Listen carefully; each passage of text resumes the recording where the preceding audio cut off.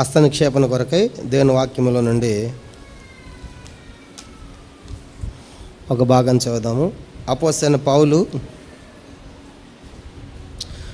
కొరింథీయులకు రాసినటువంటి మొదటి పత్రిక 12వ అధ్యాయం. మొదటి కొరింథీ పత్రిక 12వ అధ్యాయము 12వ వచనం నుండి కొన్ని వచనాలు మనము మార్చి చదువుకుంటాం. మొదటి కొరింథీ పత్రిక పేజీ నంబర్ 154, కొత్త నిబంధనలో పేజీ నంబర్ 154, మొదటి కొరింథీ పత్రిక 12వ అధ్యాయం 12వ వచనం నుండి కొన్ని వచనాలు మనము మార్చి చదువుతాం. నేను 12 చదువుతాను, 13 మీరు చదవండి. ఎలాగూ శరీరము ఏకమై ఉన్నను అనేకమైన అవయములు కలిగి ఉన్నదో, ఎలాగూ శరీరము యొక్క అవయములు అన్నీ అనేకములై ఉన్నను ఒక్క శరీరమై ఉన్నవో, అలాగే క్రీస్తు ఉన్నాడు. ఎలాగనగా యూదులమైనను గ్రీసేస్తులమైనను దాసులమైనను స్వతంత్రమైనను మనమందరం ఒక్క శరీరములోనికి ఒక్క ఆత్మ అయిందే బాప్తీసం పొందితిమి. మనమందరం ఒక్క ఆత్మను పానము చేసిన వారమైతిమి. శరీరం ఒక్కటే అవయముగా ఉండక అనేకమైన అవయములుగా ఉన్నది. నేను చెయ్యిని కాను కనుక శరీరంలోని దాన్ని కానని పాదము చెప్పినంత మాత్రమున శరీరంలోని కాకపోలేదు. మరి నేను కన్నును కాను కనుక శరీరంలోని దానిని కానని చెప్పినంత మాత్రమున శరీరంలోని కాకపోలేదు. శరీరమంతా వింటైతే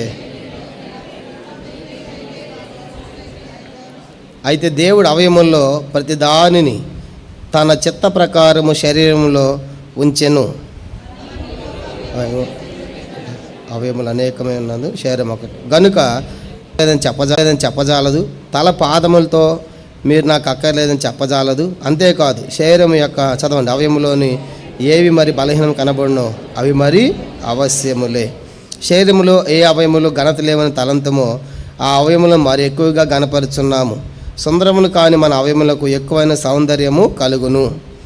సుందరములే మన అవయములకు ఎక్కువ సౌందర్యం అక్కర్లేదు. అయితే శరీరములో వ్యాధము లేక అవి ఒకదానికొకటి ఏకముగా పరామర్శించలాగున దేవుడు తక్కువ దానికి ఎక్కువ ఘనత కలుగజేసి శరీరమును అమర్చి ఉన్నాడు. చాలు గమనించామంటే ఈ వాక్యాన్ని ప్రభు దీవించి మనందరితో కూడా మాట్లాడునుగాక.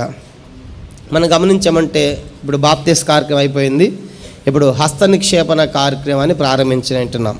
కాబట్టి ఈ హస్తనిక్షేపం ద్వారా బాప్తిస్మ పొందిన వారు ఏమవుతున్నారు అనే సంగతులు ఒక 5 ప్రాముఖ్యమైన సంగతులు మీకు జ్ఞాపకం చేయాలని కోరుతున్నాం. చాలా ఉన్నాయి, మన సమయం లేదు కాబట్టి ఒక 5 ప్రాముఖ్యమైన సంగతులు. ఈ భాగం మనం చదివినప్పుడు మొదటి కొరింథీ పత్రిక 12వ అధ్యాయము 12 నుంచి 25 వచనాలు చదివాం. దీంట్లో శరీరం ఉంది. ఈ శరీరంలో అనేకమైన అవయములు కూడా ఉన్నాయి. కాబట్టి ఈ శరీరం ఉన్న అవయములన్నీ కూడా ఒకదానికి ఒకటి సమన్వయం చేసుకుంటూ సహకరించుకుంటూ ఉన్నాయి కాబట్టి మనము నడుస్తూ ఉన్నాం. చూడండి, ఆ శరీరంలో ఒక అవయవానికి బాధ కలిగితే దేహం అంతటి కూడా బాధ అయినట్లే. ఉదాహరణకి కాలుకి ముళ్ళు గుచ్చుకుంది అనుకోండి, నెక్స్ట్ పనిచేసే అవయవం ఏంటి చెప్పండి? చెయ్యి. కాలుకి ముళ్ళు గుచ్చుకుంటే నెక్స్ట్ ఇమీడియట్లీ పనిచేసే అవయవం ఏంటి?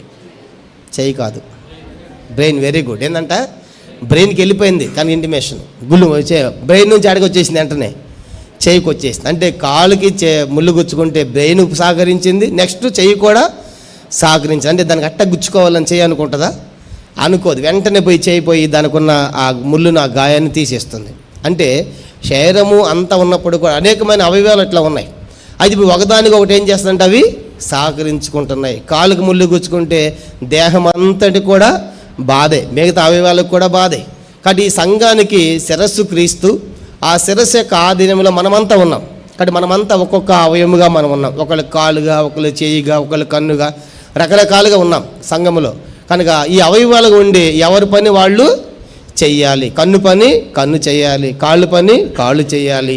అయినప్పుడు కూడా ఈ దేహంలో వాటి పని అవి జరిగించుకుంటూ కూడా ఒకదానికొకటి గణపరుచుకుంటున్నాయి అవయవాలు, ఒకదానికొకటి తగ్గించుకుంటూ కూడా ఉంటాయి. ఉదాహరణగా రన్నింగ్ రేస్లో పరుగు పందెములో పరిగెత్తింది ఎవరు చెప్పండి? పరిగెత్తేది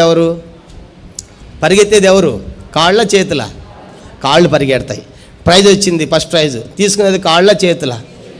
ఇప్పుడు కాళ్ళు అనాలి, కాదే పరిగెత్తింది నేను కదా, నువ్వు తీసుకుంటే ఎట్లా కానీ కుదరదు, నేనే తీసుకుంటా అని చెప్పేసి చేతులు కింద పెట్టి కాళ్ళు పైకి వెళ్ళి నడుచుకుంటూ వెళ్ళామనుకోండి, ఏమంటారు? పరిగెడతారు బామ్మ అని. అంటే కాళ్ళు పరిగెత్తినా సరే చేతులు ఏం చేస్తున్నాయి? వాటికి సహకరిస్తున్నాయి. కాబట్టి చేతి నువ్వే తీసుకోపో అని చేతులపై వాటిని అందుకుంటున్నాయి. అంటే వాటి మధ్య ఏముంది? ఐక్యత ఉంది. చెప్పండి, ఏమన్నా వాటి మధ్య ఏముంది? ఐక్యత ఉంది. దేహంలో ఎక్కువగా పనిచేసే అవయవం ఏంటి చెప్పండి? దేహంలో 24 గంటలు పనిచేసే అవయవం ఏంటి? గుండె. ఎంతసేపు పనిచేస్తుంది? 24 గంటలు పనిచేస్తుంది. ఎప్పుడు నేనే పని చేస్తున్నాను, మీరంతా బాగున్నారు, నాకు ఒక నిమిషం రెస్ట్ కావాలందనుకోండి, పరదేశంలో ఫీలాల. కానీ ఏ రోజున గుండె లోపల నిరంతరం పనిచేస్తా, నేను బయట కనబడాలి, చూపించుకోవాలి అని అనుకుంటుందా? ఇప్పుడు గుండె బయటకు వచ్చిందనుకో, కనబడాలి, మనం ఏం చేస్తాం?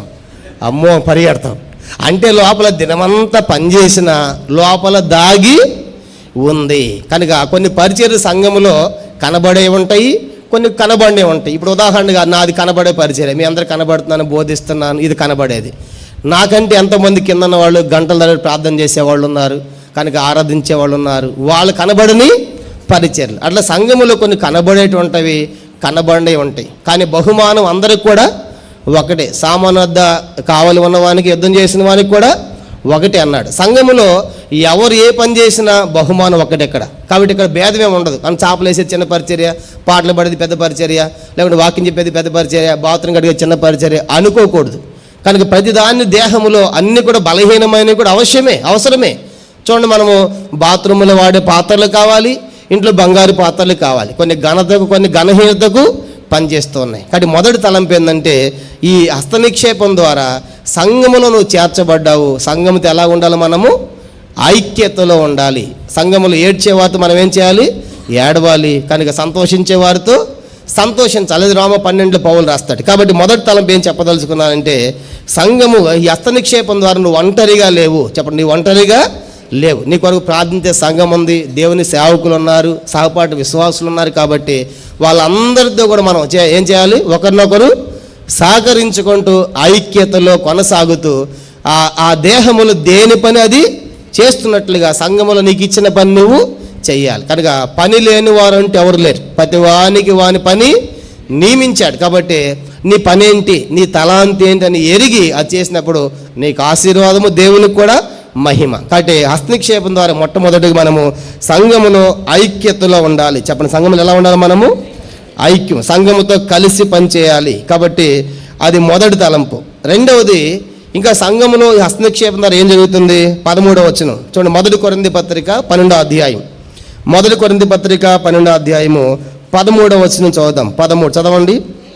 ఎలాగనగా యూదులమైనను, గ్రీదేశులమైనను, దాసులమైనను, స్వతంత్రులమైనను మనమందరము ఒక్క శరీరములోనికి ఒక్క ఆత్మ యందే బాప్తిసం పొందితిమి.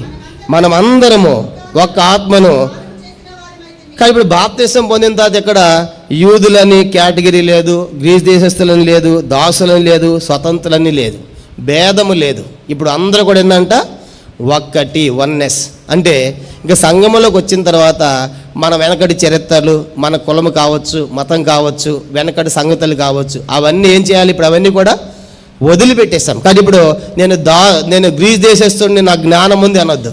కాబట్టి నేను యూదులను సూచికీలు కావాలనొద్దు, వాడు దాసు అనొద్దు, వీడు స్వతంత్రుడు అనొద్దు. కానీ ఇప్పుడు యేసుప్రభుని నమ్మిన తర్వాత చెప్పడం మనం అంతా కూడా ఒక్కటే. కనుక ఇక కులాలు, మతాలు మధ్యలో గోడలు మళ్ళా కట్టవద్దు. యేసుప్రభు వారు ఎఫెసీ 2వ అధ్యాయంలో సిలువ ధరించిన మధ్యపు గోడను పడగొట్టి ఉభయులను ఐక్యపరిచాడు, ఏకం చేశాడు. కానీ ఈరోజు ప్రపంచం అంతటా ఆయన సామ్రాజ్యం ఉంది.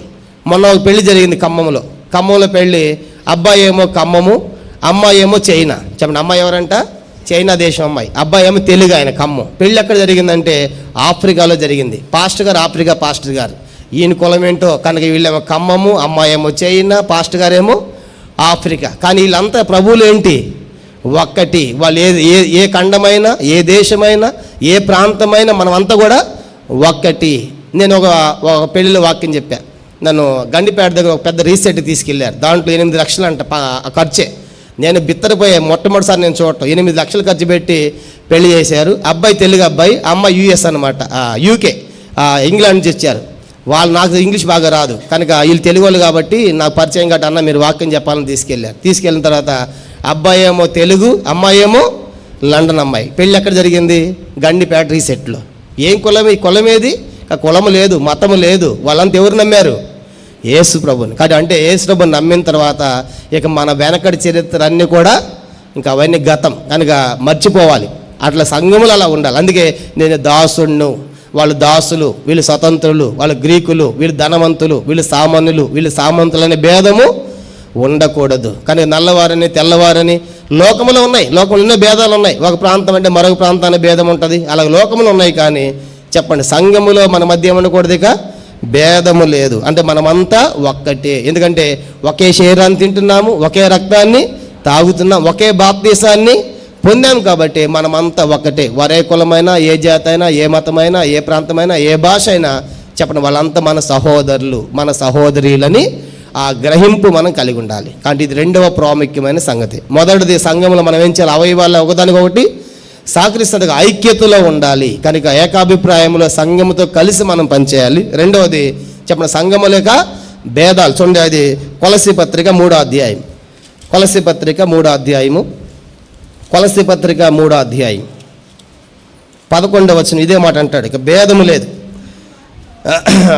కొలసీ పత్రిక 3వ అధ్యాయము 11వ వచనం, కొలసీ 3:11, ఇట్టి వారిలో గ్రీస్ దేశస్థుడని యూదుడని భేదము లేదు, సున్నతి పొందుటే అని సున్నతి పొందకపోవటని భేదము లేదు, పరదేశి అని సిద్ధుడని భేదము, దాసుడు స్వతంత్రుడని లేదు, కానీ క్రీస్తే సర్వమును అందరిలో ఉన్నవాడునై ఉన్నాడు. కాబట్టి ఇక ఆ భేదాల్లో ఇంకా చెప్పాలంటే స్త్రీ అని పురుషుడు అనే భేదం కూడా లేదంట.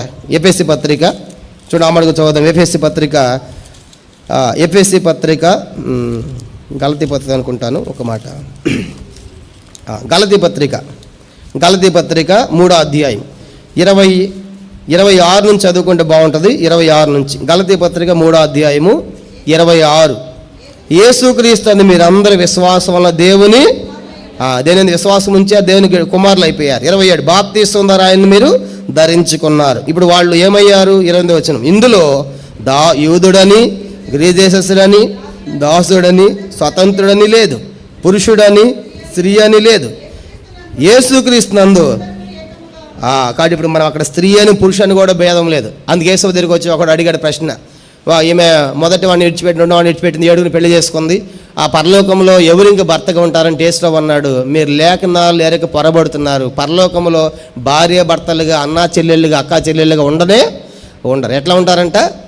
దేవదూతల వలె ఉంటారు. కాబట్టి అందుకే ఇక్కడ ఏమంటారంటే స్త్రీ అని పురుషుని భేదము కూడా లేదు. కానీ ఇప్పుడు సంఘములో మనమంతా ఒక్కటే. కనుక రకరకాల చరిత్రలు కలిగిన వారము, రకరకాల ప్రాంతాలు, రకరకాల భాషలు, కనుక మతాలు చెందినటువంటి వారు. ఇప్పుడు యేసు ప్రభువుని నమ్మిన తర్వాత మనకంతా ఒక్కటే అనే గ్రహింపు మనం సంఘములో కలిగి జీవించాలి. ఇది రెండవ ప్రాముఖ్యమైన సంగతి. మూడో చూడండి, మూడో సంగతి మనం గమనించామంటే గలతీ పత్రిక 3వ అధ్యాయం 27వ వచనం. ఇక్కడ రాయబడిన గలతీ పత్రిక 3వ అధ్యాయము 27వ వచనం, క్రీస్తులోనికి బాప్తీసం పొందిన మీరందరూ క్రీస్తును ధరించుకొని ఉన్నారు. చాలు. కనుక ఇప్పుడు ఆయన కూడా చెప్పాను, కానీ బాప్తీసం ద్వారా ఇప్పుడు ఏమైనట్లు మనం ఎవరిని ధరించుకున్నాము? క్రీస్తుని ధరించుకో. అంటే మనము కనబడకూడదు, కనుక మనము లోపల ఉండాలి, మన పైన క్రీస్తే కనపడాలి. కాబట్టి బాప్తీసం ద్వారా మనము ఇప్పుడు హస్త నిక్షేపం ద్వారా కూడా మనం క్రీస్తుని ధరించుకున్నాం అనే గ్రహింపు మనకు ఉండాలి. అందుకే మనం చదువుకున్నాం, క్రీస్తుని ధరించుకున్న వారు శరీర సంబంధమైన తలంపుల ఆలోచనలు చేసుకొనవద్దని రోమ 13:12 మనం చదివాం. కాబట్టి ఇప్పుడు అట్లా క్రీస్తుని ధరించుకుని మనం ఎట్లా ఉండాలి సంఘములో? గలతీ పత్రిక 5వ అధ్యాయం 16వ వచనం. గలతీ 5:16 చదువుదాము. నేను చెప్పున్నదేమనగా ఆత్మానుసారముగా నడుచుకొనుడి, అప్పుడు మీరు. కాబట్టి ఇప్పుడు మనకేమర్థమవుతుందంటే క్రీస్తుని ధరించుకోవటం అంటే శరీర సంబంధమైన తలంపులు, ఇచ్చలు, కోరికలన్నీ కూడా సెలివేసి ఆత్మానుసారంగా సంఘములో నడుచుకోవాలి. కాబట్టి మూడవదిగా దీని ద్వారా క్రీస్తుని ధరించుకున్నాము అనే గ్రహింపు మనం కలిగి ఉండాలి. మొదటిది, సంఘములో మనము ఐక్యతలో సాగాలి. రెండవదిగా చెప్పండి, సంఘములో మనం భేదము లేకుండా ఉండాలి. మూడవదిగా సంఘములో మనము క్రీస్తును ధరించిన, సంఘములోని కాదు వెలుపటి వారికి కూడా మనం క్రీస్తుని చూపించాలి. 3. నాలుగవది, రోమపత్రిక 12వ అధ్యాయం. ఈ హస్తనిక్షేపం ద్వారా ఏమవుతుందంటే నీకు కొన్ని వరాలు వస్తాయి, కొన్ని పనులు, కొన్ని తలాంతులు. రోమపత్రిక 12వ అధ్యాయం, రోమపత్రిక 12వ అధ్యాయము 5వ వచనం. రోమపత్రిక 12వ అధ్యాయము 5వ వచనాన్ని చదువుకుంటాం. రోమపత్రిక 12వ అధ్యాయము 5వ వచనం చదవండి. ఒక్క శరీరములో మనకు అనేక అవయములు ఉండినను ఈ అవయములన్నిటికీ ఒక్కటే పని ఎలాగూ ఉండదో అలాగే అనేకులమైన మనము క్రీస్తులో ఒక్క శరీరముగా ఉండి ఒకరికొకరము ప్రత్యేకముగా అవయములై ఉన్నాము. చూడండి, ఇప్పుడు దేహములో ఉన్న అవయవాలన్నిటికీ ఒకే పని ఉందా? కన్నుకేం పని ఉంది? చూడాలి. చెవికేం పని ఉంది? వినాలి. ముఖ్యం పని ఉంది అంటే ఒక్కొక్క దానికి ఒక్కొక్క పని ఉంది. ఆ రీతిగా సంఘములో కూడా మనము వేరు వేరు అవయవులుగా ఉండి వేరు వేరు పనులు కలిగి ఉన్నాం. కానీ ఇప్పుడు సంఘములో నా పని ఏంటి, నా తలాంటి ఏంటి, నా పరిచర్య ఏంటి అని మనము ఈ హస్తనిక్షేపం ద్వారా బయలుపడినప్పుడు ఆ మన పనిని మన తలాంతిని ఎరిగి చేసినప్పుడు నీకు దీవెన, దేవునికి కూడా మహిమ కలుగుతుంది. కొన్నిసార్లు ఎట్లా ఉంటామంటే మనది కాంది మనం చేస్తూ ఉంటాం. కానీ ఉదాహరణగా నీకు పాడటం రాదనుకోండి, పాడాలనిపిస్తుంది. కానీ నేను పాడాలన్నావు అనుకోండి, ఇక నువ్వు పాడుతూ ఉంటే ఏం చేస్తారు? ఇక మనుషులు కాదు, గొర్రెలు కుక్కలను వచ్చేస్తూ ఉంటాయి. ఎందుకు? నీ పని అది కాదు, నీకు ఆ తలాంతు లేదు. కాబట్టి అంటే సంఘములో నీ పని ఏంటో నీవు ఎరగాలి. ఎలా తెలుస్తుంది? ఇది హస్తనిక్షేపం ద్వారా, ప్రార్థన ద్వారా దేవునికి బయలుపరుస్తాడు. కనుక నీ పని, నీ వరము కనుక బయలుపరుస్తాడు. అందుకే అందరూ కూడా కృపావరాల సంఘములో నానా విధాలుగా ఉన్నాయి. అందరూ ఒకటి కాదు. 2 కొరింథీ పత్రిక, కొరింథీయులకు రాసినటువంటి 2వ పత్రిక చూడండి. కృపావరములు నానా విధములుగా ఉన్నవి. 1 కొరింథీ పత్రిక 12వ అధ్యాయం, 1 కొరింథీ పత్రిక 12వ అధ్యాయము 4, 5, 6 వచనాలు చదువుదాం. 1 కొరింథీ పత్రిక 12వ అధ్యాయము 4 నుండి. కృపావరములు నానా విధములుగా ఉన్నవి కానీ ఆత్మ ఒక్కడే, మరియు పరిచర్యలు నానా విధములుగా ఉన్నవి కానీ ప్రభువు ఒక్కడే. నానా విధములైన కార్యములు గలవు కానీ అందరిలో నన్నిటిని జరిగించే దేవుడు ఒక్కడే. చాలు. గమనించామంటే పరిచర్యలు నానా విధాలు ఉన్నాయి, కృపావరాలు నానా విధాలుగా ఉన్నాయి, కానీ ప్రభువు ఒక్కడే, దేవుడు ఒక్కడే. నువ్వే పని చేసినా, ఏ పరిచయం చేసినా, ఏ పని చేసినా అది ఎవరు చేస్తున్నట్లు? దేవుని చేసినట్టు. చేపలు వేసినా, పాట పాడినా, వాక్యం చెప్పినా, బాత్రూమ్ కడిగినా, వండినా, వడ్డించినా, దేవుని ఇంట్లో నువ్వు చేసే ప్రతి పరిచర్య, ప్రతి కృపావరము కూడా అది దేవుని చేసినట్లే. కానీ కొన్నిసార్లు మనకి ఎలాంటి గ్రహింపు ఉంటుందంటే అది పాడేది పెద్ద అనుకుంటాము, ఇదే చేపలు వేసేది చిన్నది అనుకుంటాం. కాబట్టి అట్లా ఏమి లేదు. కనుక నీకు ఇచ్చిన తలాంతు నువ్వు చెయ్యాలి. కాబట్టి అందుకు కథ తెలుసు కదా, కుక్క గాడిది కథ. దొంగలు పడితే ఏం చేసిందంట? కుక్క మరగలేదంట. ఏం మరిగింది? గాడిద మరిగింది. పనికి మళ్ళీ నీకు బుద్ధి లేదని చెప్పేసి అటువంటి తిరగొట్టాడు. ఎందుకు? దాని పని అది చేయలే. నీకెందుకు దొంగలు పడితే మొరగాల్సింది ఎవరు? కుక్క కదా, అది అలిగింది, మౌనంగా ఉంది. నీకెందుకు దొంగలు పడని అంటే దాని కాని పని చేసినందుకు ఏమైంది? దానికి దెబ్బలు పడ్డాయి. అందుకే తన యజమాని చిత్తం ఎరిగి అలాగే చేయని వానికి అనేకమైన దెబ్బలు తగుళ్ళు అంటాడు లోకస్వార్తలు. కాబట్టి అంటే మన పని మనం చెయ్యాలి సంఘములో. ఉదాహరణ ఇప్పుడు ఆ మైకి పెట్టేది ఉందనుకోండి, నాకు అదంతా రాదు ఆపరేటింగ్.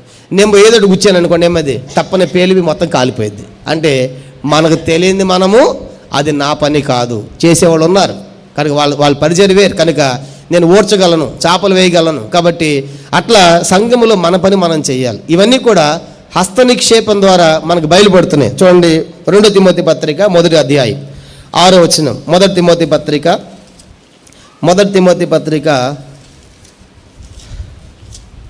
1 అధ్యాయము 6వ వచనం. క్షమించండి, 2 తిమోతి పత్రిక, తిమోతికి రాసిన 2వ పత్రిక 1 అధ్యాయము 6వ వచనం. ఆ హేతువు చేత నా హస్త నిక్షేపణము వలన నీకు కలిగిన దేవుని కృపావరము ప్రజ్వలింపచేయవలనని నీకు జ్ఞాపకము చేయుచున్నాను. కాబట్టి ఆ హేతువు చేత నా హస్త నిక్షేపణ వలన నీకు కలిగిన దేవుని కృపావరములు, కాబట్టి కృపావరములు వస్తాయి. కాబట్టి వాటిని నీకు జ్ఞాపకం చేస్తున్నాం. కాబట్టి ఈ కృపావరాలు పొంది వాటిని మనం దేవుని యొక్క పనిలో మన తలాంతులు మనము వినియోగించాలి. కనుక దాచిపెట్టి పూడ్చిపెట్టే వాళ్ళలాగా మనం చేయకూడదు. కాబట్టి మనకి ఇచ్చిన పని మనము చేయాలి. కాబట్టి ఇప్పుడు 4 విషయాలు చెప్పి, మొదటి చెప్పండి, సంఘములో మనం ఎలా ఉండాలి చెప్పండి? ఐక్యత. ఒక అవయము ఒకటి ఎలా సహకరించుకుంటుందో, నేను ఒంటరిగా లేను, నాకు సంఘం ఉంది, దైవ సేవకులు ఉన్నారు కనుక, సహపాఠి విశ్వాసులు ఉన్నారు కాబట్టి వాళ్ళందరితో కలిసి మనం పనిచేయాలి. రెండోది, సంఘములు వచ్చిన తర్వాత ఇంకేముండకూడదు, ఇంకా వెనకటి చరిత్ర చెప్పకూడదు కనుక, మేము పలానా కులము, పలానా మతము, పలానా ప్రాంతము, పలానని, ఇంకా దీంట్లో యూదుడు అని, దాసు అని భేదమేమి కూడా లేదు. ఎందుకంటే ఒకటే రొట్టె, ఒకటే రసము, ఒకే ప్రభు, ఒకటే బాప్తిసం, ఒకటే విశ్వాసం. కాబట్టి ఒక్కటిగా సంఘంతో కలిసి ఉండాలి, భేదము లేకుండా. మూడవది, క్రీస్తుని మనము ధరించుకొని సంఘమునకు వెలుపటి వారికి కూడా మనం క్రీస్తుని కనపరచాలి. నాలుగవదిగా, సంఘములో నీకు ఇచ్చిన పని కనుక, నీకు ఇచ్చిన పని వేరు వేరు కృపావరములు కనుక, అన్నిటి కూడా శరీరంలో అన్నిటికీ ఒకే పని ఎలాగ ఉండదో అలాగే మనం వేరు వేరు అవయవులుగా వేరు వేరు పనులు కలిగి ఉన్నాం. కాబట్టి నీకు ఇచ్చిన నీ పని నువ్వు అలాగూ జరిగించాలి. ఆఖరిగా రోమపత్రిక 13వ అధ్యాయం 14 వచనం చదివి హస్తనిర్పేషణ కార్యక్రమం చేస్తాం. రోమపత్రిక 13వ అధ్యాయం. మెట్టుకు యేసుక్రీస్తుని ధరించుకున్న వారై శరీరం విషయమై. కాబట్టి చివరికి ఏంటంటే, ఇంకా సంఘములు మనం శరీరానుసారంగా ఉండకూడదు. కాబట్టి ఎలా ఉండకూడదు అని చెప్పండి? శరీరానుసారంగా ఉండకూడదు. కాబట్టి బ్రేసుకొని ధరించుకున్న మనము ఇంకా శరీర కోరికలు, శరీర ఆలోచనలు ఇంకా కొంతమంది పోవు కనుక, అంత ఈజీగా పోవు కనుక, ప్రార్థన ద్వారా, పరిశుద్ధాత్మ సహాయం ద్వారా మనము, ఎందుకంటే పరిశుద్ధాత్మ దేవుడు మనకు సహాయం చేస్తాడు కనుక వాటి నుంచి విడిపించడానికి. రోమపత్రిక 8వ అధ్యాయం. పరిశుద్ధాత్మ దేవుడు మనకు సహాయం చేస్తున్న మన బలహీనతను చూసి మనం ఆత్మానుసారంగా జీవించడానికి పరిశుద్ధ ఆత్మదేవుడు మనకు సహాయం చేస్తున్నాడు. రోమ 8:26. అటువలే రోమపత్రిక 8వ అధ్యాయం 26వ వచనం. అటువలే ఆత్మయు మన బలహీనతను చూసి సహాయము చేయుచున్నాడు. ఎలాగనగా మనం యుక్తముగా ఎలాగూ ప్రార్థన చేయవలనో మనకు తెలియదు కానీ, ఉచ్చరింపశక్యం కానీ మూలుగులతో ఆత్మ తానే మన పక్షం విజ్ఞాపనము చేయుచున్నాడు. కాబట్టి మనకు వచ్చే శోధనలో కనుక మరి బలహీనతలన్నిటిలో కూడా పరిశుద్ధాత్మదేవుడు మనకు సహాయం చేస్తున్నాడు. ఎందుకంటే మనం పొందే బలహీనతలు మనకంటే ముందు యేసువారు తెలుసు. ఆయన కూడా ఈ బలహీనత నుండి వెళ్ళాడు. హెబ్రీ పత్రిక 4వ అధ్యాయం. మనం పొందే ప్రతి బలహీనత, దేవా నా సమస్య నీకేం తెలుసు అనుకోవద్దు. ఎందుకంటే మనకంటే ముందు ఆయన రుచి చూచాడు మన బలహీనతలు. ఆ బలహీనత గుండా వెళ్ళాడు, సహా అనుభవం ఆయనకు ఉంది. హెబ్రీ పత్రిక 4వ అధ్యాయము 15వ వచనం. హెబ్రీ పత్రిక 4వ అధ్యాయము. మన ప్రధాన యాజకుడు యేసు ప్రభువారు మన బలహీనత యందు మనతో సహానుభవము లేనివాడు కాడు కానీ, సమస్త విషయంలోనే మన వలనే శోధింపబడినను. కాబట్టి మనకు వచ్చే బలహీనతలు ఆయనకు కూడా వచ్చినాయి. యేసు వారు కూడా ఈ లోకనప్పుడు ఆయనకు అనుభవం ఉంది కనుక, ఆయన మనం వేటి గుండా వెళుతున్నాము మనకంటే ముందు ప్రభు వెళ్ళాడు. కాబట్టి అవన్నీ తెలుసు. కాబట్టి ఆయన మనకు ఆ శోధించే ఆ శోధన కార్యాలు పరిస్థితుల్లో మనకు సహాయం చేస్తాడంట. చివరిగా ఒక మాట, హెబ్రీ పత్రిక 2వ అధ్యాయం చూడండి, 2వ అధ్యాయం 18వ వచనం. అది చదువుకుని ప్రార్థన చేస్తాం. హెబ్రీ పత్రిక 2వ అధ్యాయము. ఆయనకు తాను శోధింపబడి శ్రమ పొందెను గనుక శోధింపబడు వారికి, తెలుగు బైబిల్ అట్లా ఉంది, ఇంగ్లీష్ బైబిల్ ఏముంటుందంటే, తాను శోధింపబడి శ్రమ పొందాను కనుక శోధింపబడి వారికి సహాయము చేయ శక్తి గలవాడై ఉన్నాడు.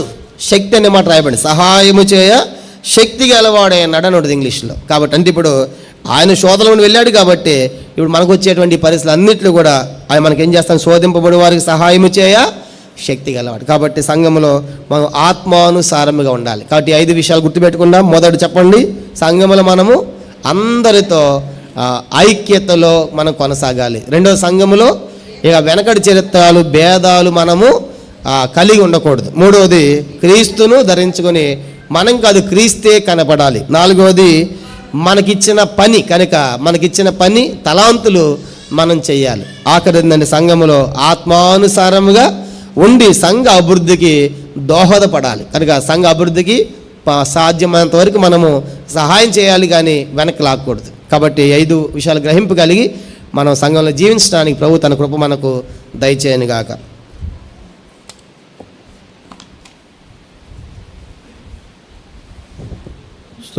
హస్త నిక్షేపణ చేయబడుతుంటుంది కాబట్టి మీరందరూ కూడా ప్రార్థనలో సహకరించండి. మరి సహోదరుడు క్లెమెన్స్ ఇక్కడ రైట్ సైడ్ రావాలి. ఆ తర్వాత మిగతా 3 బ్రదర్స్ ఇక్కడ ఉండాలి. తర్వాత విలియం కూడా మరి లెఫ్ట్ సైడ్ రావాలి. తిమోతి అన్న కూడా లెఫ్ట్ సైడ్ ఇద్దరు చేస్తారు. తిమోతి బ్రదర్ రైట్ సైడ్ అండి. ఇక్కడ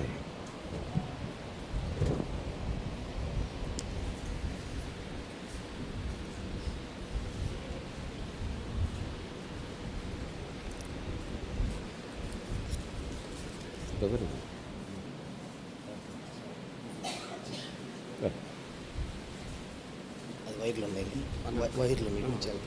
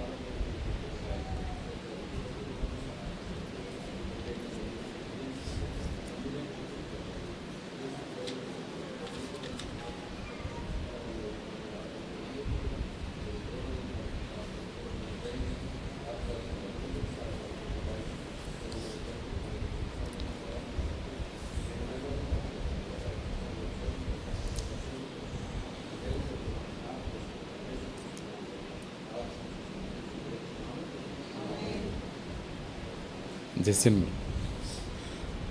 కూర్చుందాం అందరము. సభలో ఆరాధన వర్తమానం వినకుంటే మునుపు పాట సంఖ్య 121 ఆరాధించదా నిన్ను మంది పొగడేదా మొదటి చరణము, రెండవ చరణం మాత్రం పాడుకుంటాం. సభలో గమనించండి. ఆరాధించేదా నిన్ను మంది పొగడేదా పాట సంఖ్య కొత్త పాటల పుస్తకాల్లో 162, పాత పాటల పుస్తకాల్లో 160 అండి. గమనించండి.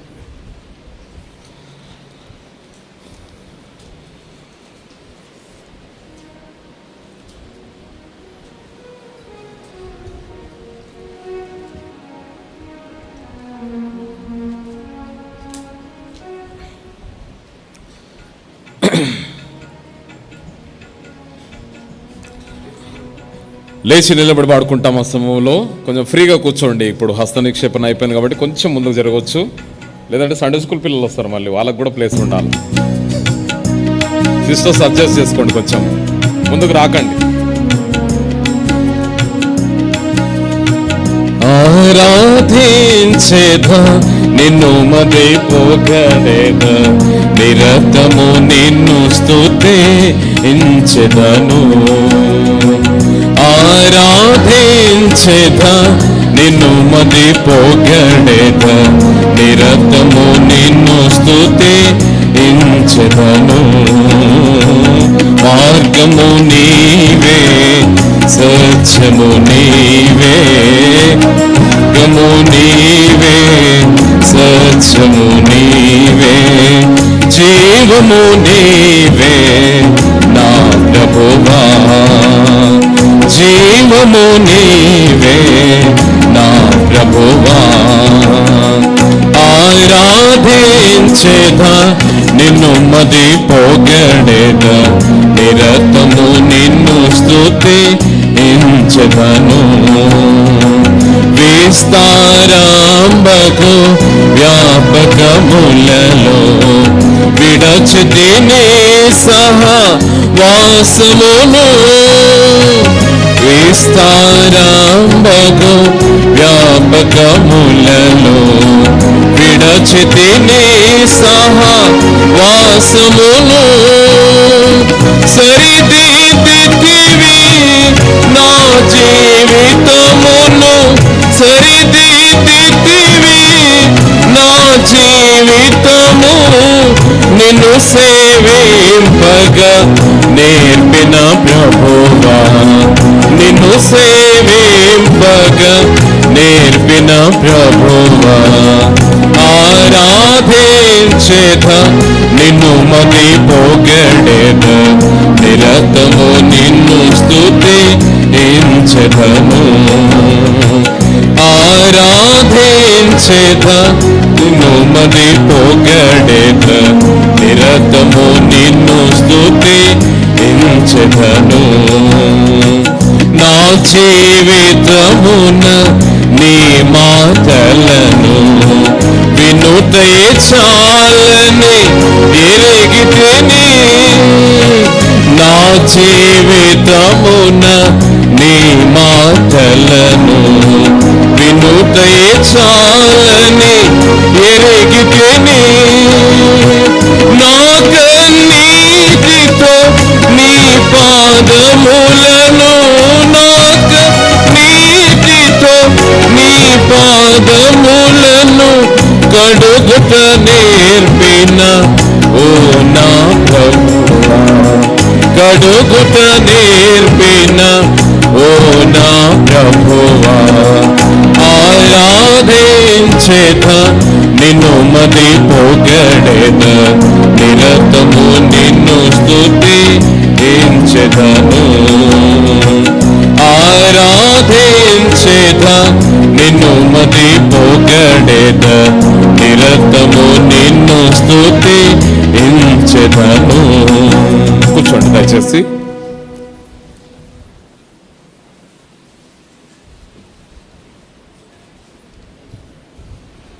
ప్రభువును ఆరాధించకపోవడము. దేవుని వాక్యముల నుండి మనం సమయం చాలా తక్కువ ఉంది కాబట్టి అన్నీ షార్ట్గా వెళ్ళిపోతూ ఉంటుంది.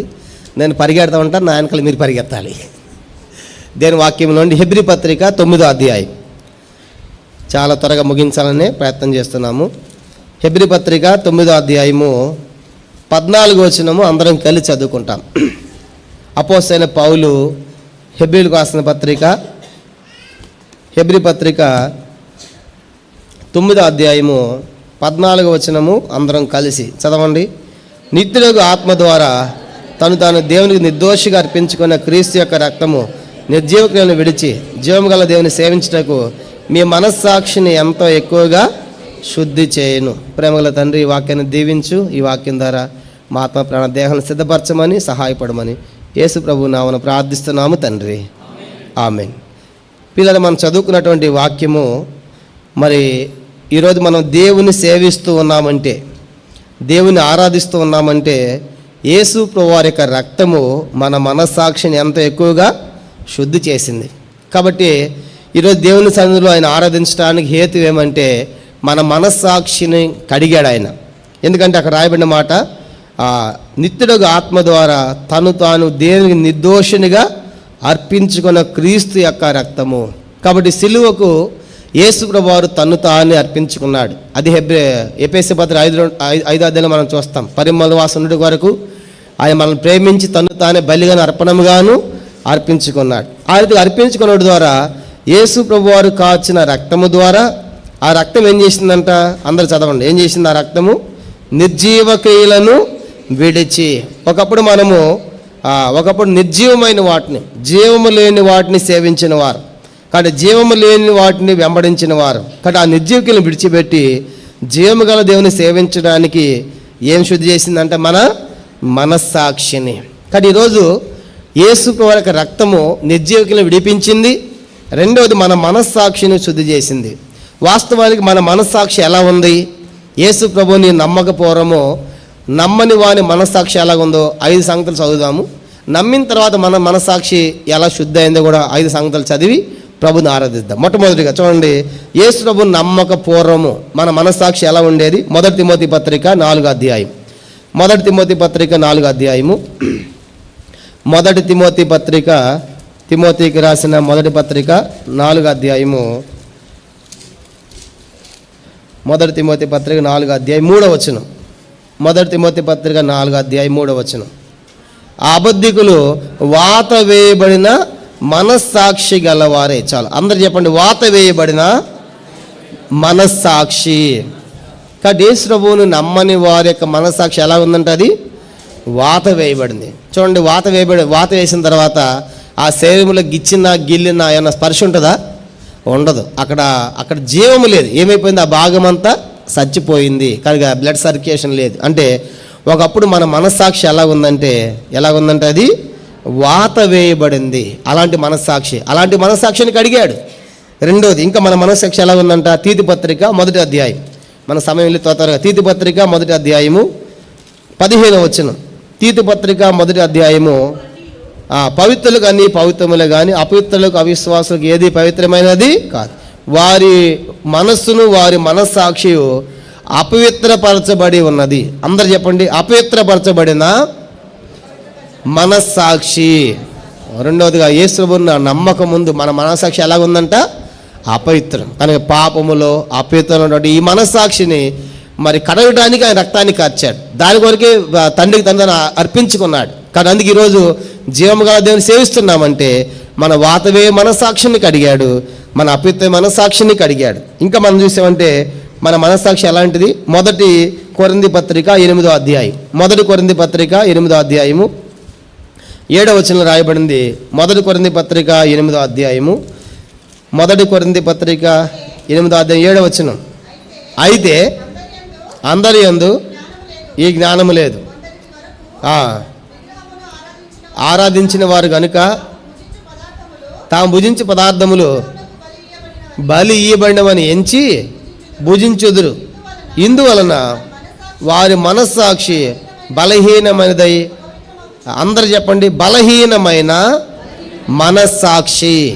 కాబట్టి ఇప్పుడు యేసు ప్రభువుని నమ్మకం ముందు ఎట్లా ఉందండి? మన మనస్సాక్షి బలహీనమైంది. మొదటిది వాత వేయబడింది, రెండవది అపవిత్రమైంది, మూడవది బలహీనమైంది, నాలుగవది కల్మషం కలిగింది. హెబ్రీ పత్రిక 10వ అధ్యాయం 22వ వచనం. హెబ్రీ పత్రిక 10వ అధ్యాయము 22వ వచనం. హెబ్రీ పత్రిక 10:22 చదవండి. మనస్సాక్షికి కల్మషము తోచకుండానట్లు చాలండి. అందరూ చెప్పండి, అందరూ పలకండి ఈ మాట. కల్మషము కలిగిన మనస్సాక్షి. కాబట్టి యేసువారి రక్తం ఏ మనస్సాక్షిని కడిగింది? కల్మషం ఉన్న మనస్సాక్షిని కల్మషం లేనిగా చేసింది. అపవిత్రమైంది పవిత్రంగా చేసింది. వాత వేయబడింది కనుక ఆ మనస్సాక్షిని కడిగింది. ఇంకా ఆఖరిది మనది ఎలాంటి మనస్సాక్షి అంటే హెబ్రీ పత్రిక 9వ అధ్యాయం 14 వచ్చి మనం చదువుకున్నాం. నిర్జీవమైన క్రియలు కలిగిన మనస్సాక్షి. కనుక నిర్జీవ క్రియలను విడిచి, కాబట్టి అంటే జీవము లేని వాటిని సేవించినటువంటి మనం. కాబట్టి మనం ఒకప్పుడు ఇలా ఉన్నాం. ఒకప్పుడు వాత వేయబడిన వారు మనస్సాక్షి కలిగిన వారిగా, అపవిత్రమైన మనస్సాక్షి కలిగిన వారిగా, బలహీనమైన మనస్సాక్షి కలిగిన వారిగా, కల్మషంతో కూడిన మనస్సాక్షి కలిగిన వారిగా, నిర్జీవమైన క్రియలు కలిగిన మనస్సాక్షి కలిగిన వారు ఉన్నాం.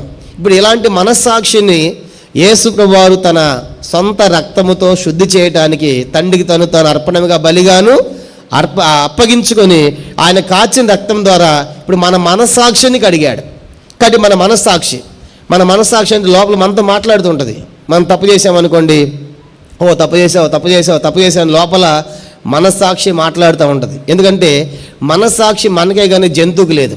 చెప్పండి, జంతువుకి ఏమీ లేదు, మనస్సాక్షి. చూడండి, అది నిండు చేను మీద పైరు మేస్తూ ఉంది.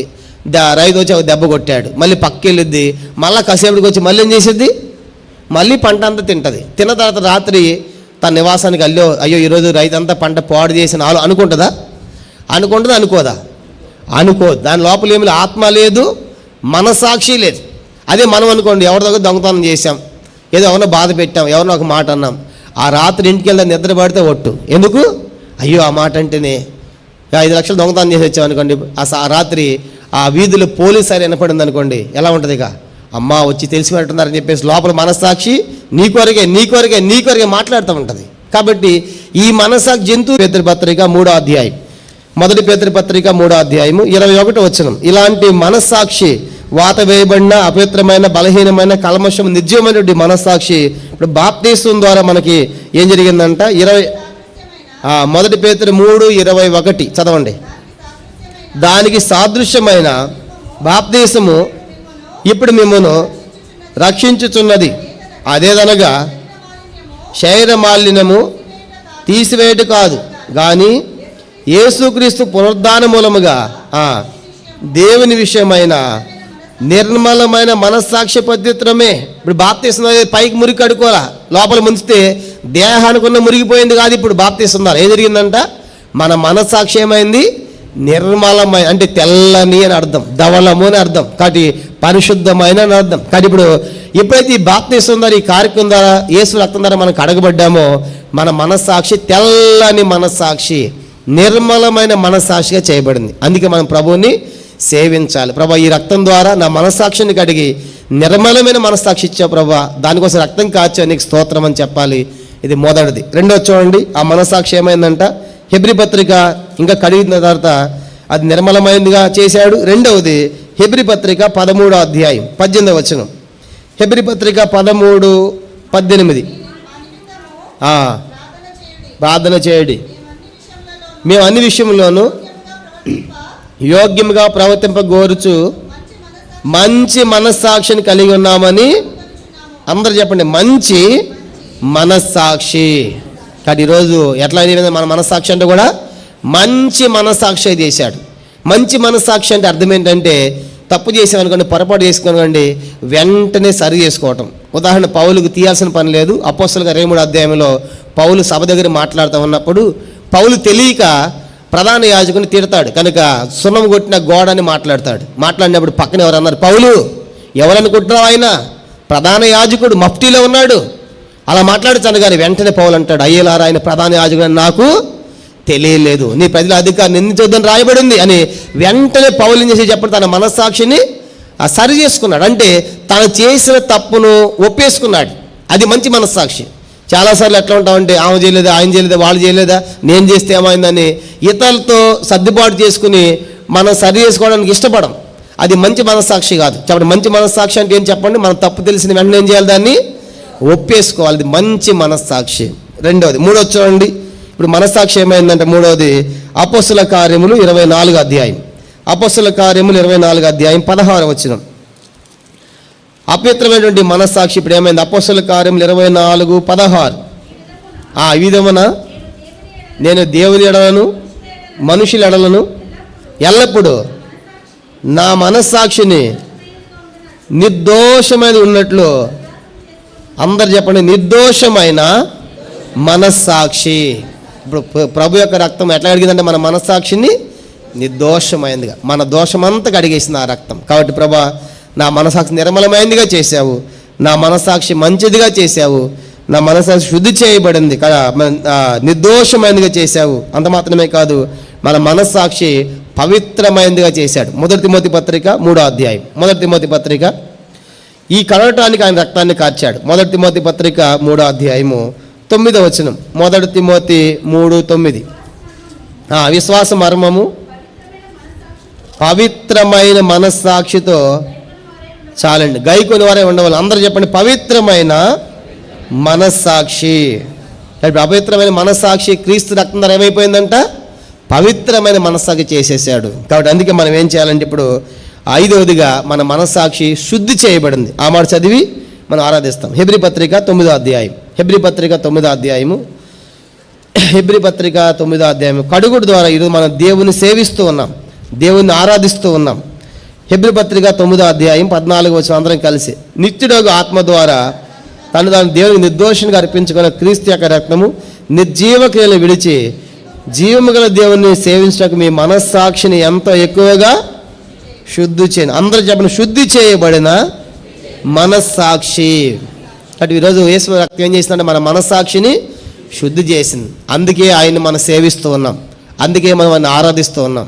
ఇప్పుడు బాప్తిస్మం ద్వారా 5 కార్యాలు జరిగాయి. అవి చదివి ఆరాధనకి వెళ్తాం. మొదటిది, ఇప్పుడు బాప్తిస్మం ద్వారా మనకి ఈ హస్తనిక్షేపం ద్వారా మనకి ఏం డిక్లేర్ అవుతుంది, మనకు వచ్చిన ఆశీర్వాదాలు ఏంటి, ఒక 5 విషయాలు చదివి మనము ఆరాధనకి వెళ్తాం. మొదటిది మార్కు సువార్త. చూడండి, మార్కు సువార్త 16వ అధ్యాయం 16వ వచనం.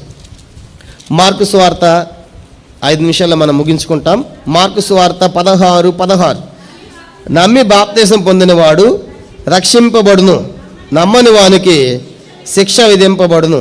అందరూ చెప్పండి, బాప్తిసము ద్వారా రక్షణ పొందినట్లు. నమ్మి బాప్తిసం ఏం పొందుతున్నాడంట?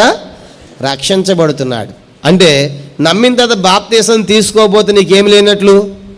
రక్షణ. మేము విశాఖపట్నంలో సేవ చేసాం. విశాఖపట్నంలో సేవ చేసినప్పుడు ఒక పెళ్లి సంబంధం, మేము కొత్తగా వెళ్ళాను ఆ సంఘానికి. వెళ్ళిన తర్వాత ఒక పెళ్లి సంబంధం వచ్చింది. వచ్చిన తర్వాత ఈ అమ్మాయి మందిరంలో అన్ని సేవ పరిచయాలు చేస్తూ ఉంటుంది. ఊడుస్తుంది, చేపలు వేస్తుంది, వడ్డిస్తుంది, చాలా యాక్టివ్గా ఆత్మీయంగా ఉంటుంది. బాప్తిసం తీసుకుందని నేను అనుకున్నాను. పెళ్లి సంబంధం వచ్చిన తర్వాత వాళ్ళు అడిగారు, ఫస్ట్ ప్రశ్న అడిగారంటే, ఎప్పుడు బాప్తిసం తీసుకుంది అమ్మాయి అన్నాడు. ఎప్పుడు అమ్మ అంటే ఇంకా తీసుకోలేదంట. అరే బాప్తిసం తీసుకుని ఉదయం పిల్లలు అందరూ లేచి వెళ్ళిపోయారు. అంటే అర్థమైంది, బాప్తిసం అంటే నాకేమీ లేదు, రక్షణ లేదు. కనుక నువ్వు రక్షణ పొందలేను. కనుక బాప్తిసం ద్వారా ఏం పొందినట్లు అంటే యేసు చెప్పిన మాట, రక్షణ పొందినట్లు. ప్రభా, నువ్వు ఇచ్చిన రక్షణకై స్తోత్రం. మొదటిది. రెండో చూడండి, బాప్తిసం ద్వారా ఇందా చదివి అపోస్తలులు 2:38 పరిశుద్ధాత్మను వరాన్ని మనం పొందాం. అపోస్తల కార్యములో 2:38 అంటాడు కదా, అపోస్తల కార్యం 2వ అధ్యాయము.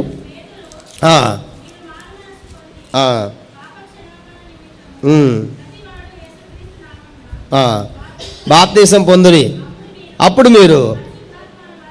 కానీ ఇప్పుడు బాప్తిసం ద్వారా రెండోదిగా మనకేం పొందామని చెప్పండి? పరిశుద్ధాత్మని వరాన్ని పొందాం. కానీ రక్షణ ఇచ్చాడు. రెండోదిగా పరిశుద్ధాత్మ అనేటువంటి వరం. మూడోది మనం గమనించామంటే అపోస్తల కార్యములు 22వ అధ్యాయం. అపోస్తల కార్యములు బాప్తిస్వం ద్వారా మనకేం జరిగిందంటే, ఎందుకు ఆయన ఆరాధించాలంటే రక్షణ ఇచ్చాడు, పరిశుద్ధాత్మని వరాన్ని ఇచ్చాడు. మూడవది అపోస్తల కార్యములు 22వ అధ్యాయం 16వ వచనం. అపోస్తల కార్యములు 22. కనుక నీవు తడవ చేయడం ఎందుకు? లేచి ఆయన నామం బట్టి ప్రార్థన చేసి బాప్తిసం పొంది, అందరు చెప్పండి, బాప్తిసం పొంది నీ పాపములను కడిగి వేసుకొనుము. ఇప్పుడు బాప్తిసం ఏం జరిగిందంటే చెప్పండి, శరీర మాలిన్యంగా పై మురికి పోలా ఏం పోయిందంట? మన పాపాలు కడిగి వేశాడు. రక్షణ ఇచ్చాడు బాప్తిసం ద్వారా. 2 బాప్తిసం ద్వారా చెప్పండి, రక్షణ ఇచ్చాడు. అంత మాత్రమే కాకుండా పరిశుద్ధాత్మని వరాన్ని ఇచ్చాడు. మన పాపములన్నీ కూడా కడిగి వేశాడు. 4వది రోమ 6:4 నూతన జీవాన్ని మనకిచ్చాడంట. రోమ 6:4. 5వది మనం చదువుకున్న 1 పేతురు 3:21 నిర్మలమైన మనస్సాక్షి. కాబట్టి ఉదయకాలము ఈ మధ్యాహ్నం ఎందుకు ఆరాధించాలంటే, ప్రభా, ఈ బాప్తిసం అపవిత్రమైన మనస్సాక్షిని మరి నిర్దోషమైనదిగా, పవిత్రమైనదిగా, శుద్ధి చేయబడిన మనసాక్షి నువ్వు కడగడానికి రక్తం కార్చావు. ఆ రక్తంతో నా ప్రతి పాపాన్ని కడిగి ఈ బాప్తీసం ద్వారా నాకు రక్షణ ఇచ్చావు, నా పాపములన్నీ కడిగి వేశావు. ఆ తర్వాత నాకు పరిశుద్ధ వరాన్ని ఇచ్చావు, నూతన జీవాన్ని ఇచ్చావు, నిర్మలమైన మనస్సాక్షిని ఇచ్చావు. కాబట్టి ఇప్పుడు ఏం చేయాలంటే హెబ్రీ 9:14 ప్రకారము ఆ దేవుని మనం ఏం చేయాలి? సేవించాలి. ఇప్పుడు ఏం చేయాలంట? సేవించాలి, ఆరాధించాలి. దాని కొరకు ప్రభు ఈ వాక్యాన్ని దీవించునుగాక.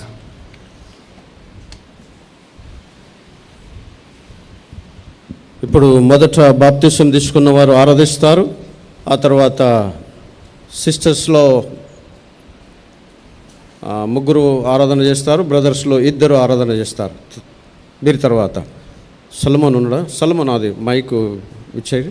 జగన్, ఆ తర్వాత నోవా, ఆ తర్వాత ఉదయ్, ఆ తర్వాత క్లెమెన్స్, క్లింటన్ వాళ్ళు ఆరాధన చేస్తారు. ఆ తర్వాత సిస్టర్ భాను ఆరాధన చేస్తారు.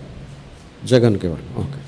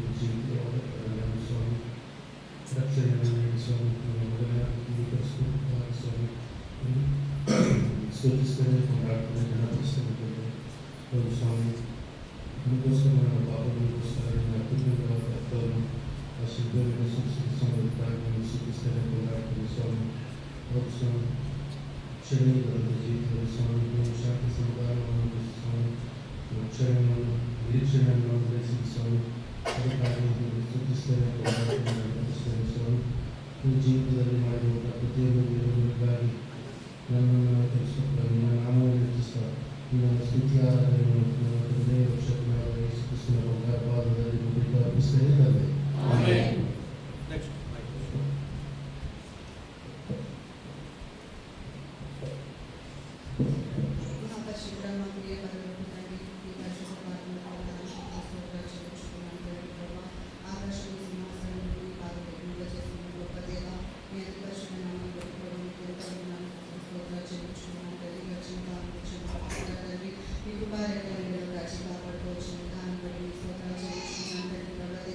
ఈ పరిశుద్ధి పరిశుద్ధి మధ్యలో చేయాలని నేను కూడా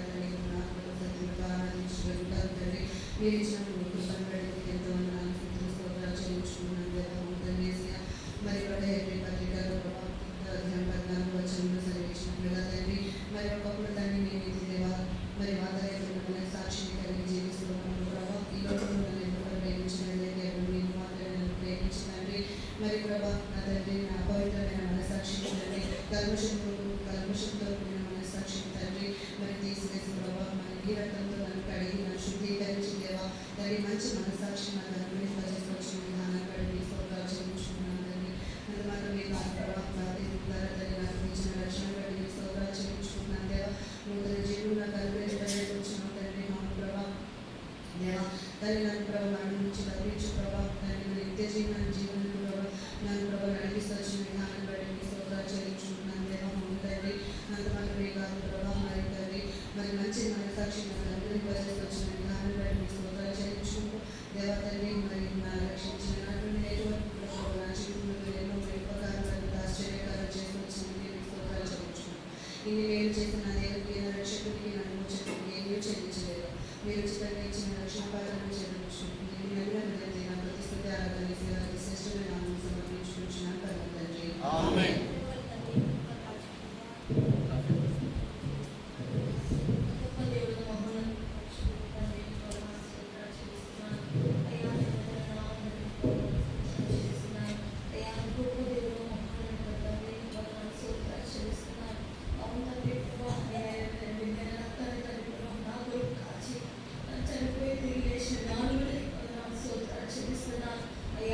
ఎంతో శక్తి స్తోత్రాలు చెల్లిస్తున్నాను అయ్యా తండ్రి మంచి మనస్సాక్షి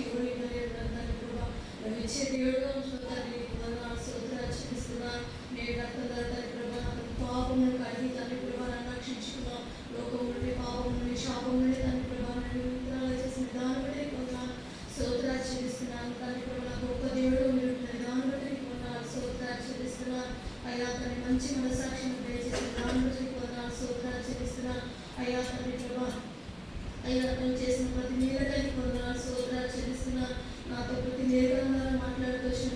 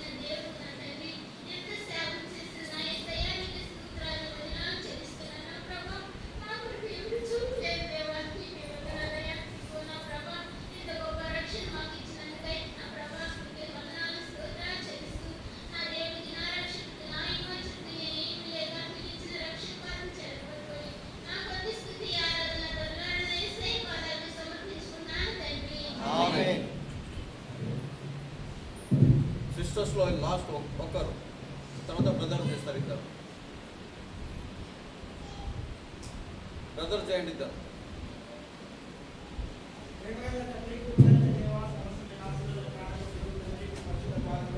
స్తోత్రములు చెల్లిస్తా ఉన్నాం ప్రభా. మరి ప్రభుత్వమందు ప్రభాని పరిశుద్ధులతో కలిసి దేవుడు తండ్రి ప్రభు స్తుతించే గొప్ప ఆధిక్యత నాకు దయచేసినందుకు వందనములు స్తోత్రములు చెల్లిస్తా ఉన్నాం. దగ్గర తండ్రి పాపములతోనూ అపరాధాలతోనూ కేవలం మరణానికి పాత్రుడైన తండ్రి నన్ను మీరు జ్ఞాపకం చేసుకుని ప్రభావం నా నిమిత్తం మా కలుపులో మీ రక్తాన్ని చిందించిన ప్రేమను బట్టి మీకు వందనములు స్తోత్రములు చెల్లిస్తా ఉంటున్నాను.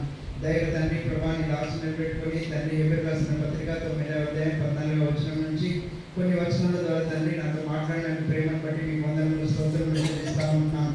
దైవ తండ్రి ప్రభా, మరి నా జీవితం వాదమైపోయినది అపవిత్రమైన మనసాక్షి, బలహీనమైన మనసాక్షి కలిగిన వారము, కల్మిషంతో నిండిన నా తండ్రి ప్రభా, మరి మనసాక్షి తండ్రి ప్రభా, మరి నిర్మలమైనది మంచి మనసాక్షిని, నిర్దోషమైన మనసాక్షిని దయచేసినందుకు వందనములు స్తోత్రములు చెల్లిస్తా ఉంటున్నాం.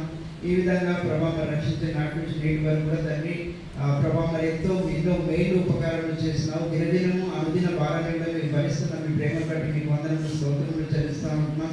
దగ్గర తండ్రి ప్రభా మరి ఇచ్చిన శ్రేష్టమైన రక్షణ బట్టి మీకు వందనాలు, ఇచ్చిన సంఘాన్ని, సావాసాన్ని, వాక్యాన్ని బట్టి మీకు వందనములు స్తోత్రాలు చెల్లిస్తా ఉంటున్నాం. ఇన్ని మేలు చేసినందుకు ఏం చెల్లించలేక దేవుడు ఈ కొద్ది స్థుతి ఆరాధన వేసే వారికి శ్రేష్టమైన నామములో సమర్పించుకుంటున్నాను తండ్రి.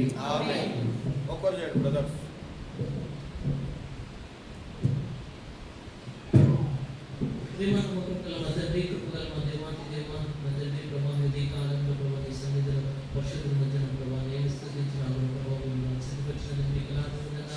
ఇదే కాలంలో ప్రభావ నీ సన్నిధిని మాతో ఉంచినందుకు నడిపిస్తున్నందుకు నీకు వందనాలు.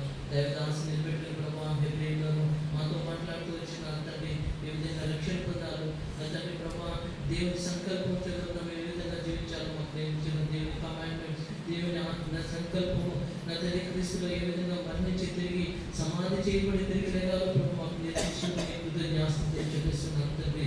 ఇంటి గొప్ప రక్షణ ఇచ్చిన నా తండ్రి ఒకనప్పుడు నేను పాపంలో అపరాధం చదివినను ప్రభావ తిరిగి లేపి ప్రభావ నన్ను నా తండ్రి పరిశుద్ధపరచిన నీ వాక్యం చేత నన్ను బలపరచిన పరిశుద్ధ ఆత్మతో మమ్మల్ని నడిపి ప్రభావ నా పాపంలోని కడిగేసిన దేవాది దేవని కృతజ్ఞాస్తులు చెల్లిస్తున్నాను. నా జీవితంలో ప్రభావ ఎన్నో మేలు ఉపకారం చేసిన దేవునికి ఏమీ లేదు, విరిగి అడిగిన దేవుడితో చెల్లి స్థితి ఆరాధన చేసి పాదార్చన అర్పించుకున్నాం తండ్రి. ఆమేన్. దయచేసి అందరం లేచి నిలబడి ఒక పాట ద్వారా దేవుని ఆరాధిస్తాం. చిన్న పాట పుస్తకాల్లో పాట సంఖ్య 172 పాడుకుంటాం. పరిశుద్ధుడా పరిశుద్ధుడా పరిశుద్ధుడా అతి పరిశుద్ధుడా. గమనించండి, పల్లవి 2-3 వచనాలు చివరి వచనం, 2-3 వచనాలు చివరి వచనం.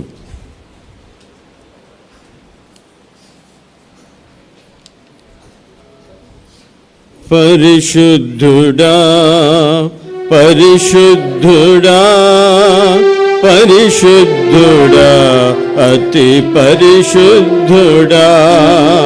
స్తోత్రములు స్తోత్రములు స్తోత్రములు స్తుతి స్తోత్రములు స్తోత్రములు స్తోత్రములు స్తోత్రములు స్తుతి స్తోత్రములు. 3వ వచనం. ఘోర పాపిని ప్రేమించినావు, గొర్రె పిల్లగా బలి అయినావు. ఘోర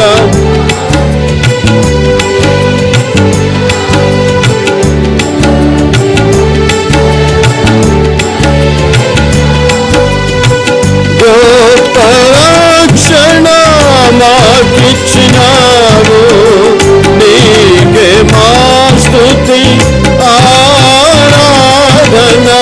గొప్ప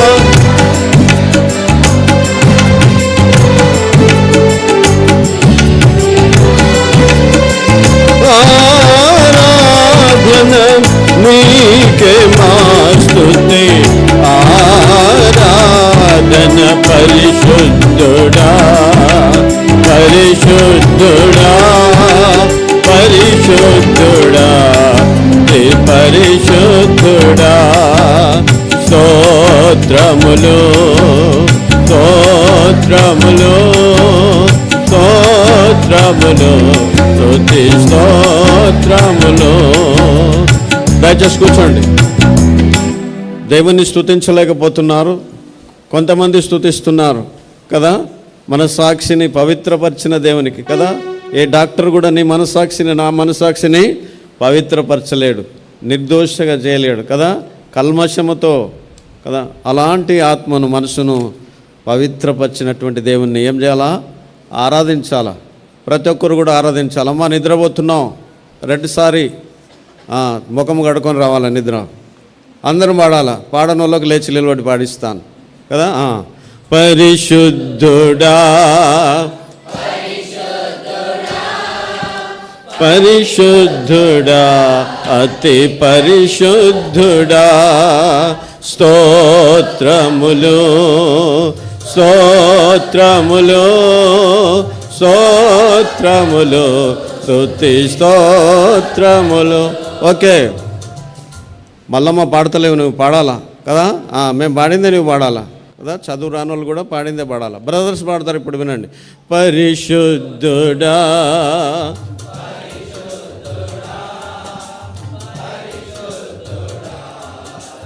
పరిశుద్ధుడా స్తోత్రములు స్తోత్రములు స్తోత్రములు స్తుతి స్తోత్రములు. మూడో చరణం. ఘోర పాపిని ప్రేమించినావు, గొర్రె పిల్లగా బలిమైనావు ప్రభు, నీకు స్తోత్రాలు. చివరి చరణం, చివరికి అందరం వాడుకుంటాం. మూడో చరణం. ఘోర పాపిని ప్రేమించినావు, గొర్రె పిల్లగా బలి అయినావు. ఘోర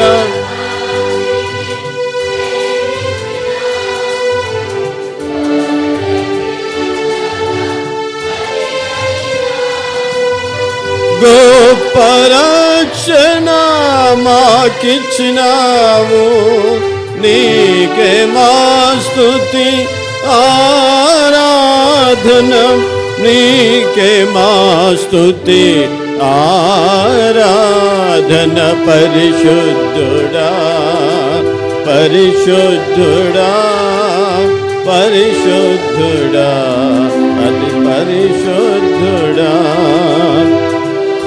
స్తోత్రములు స్తోత్రములు స్తోత్రములు స్తుతి స్తోత్రములు.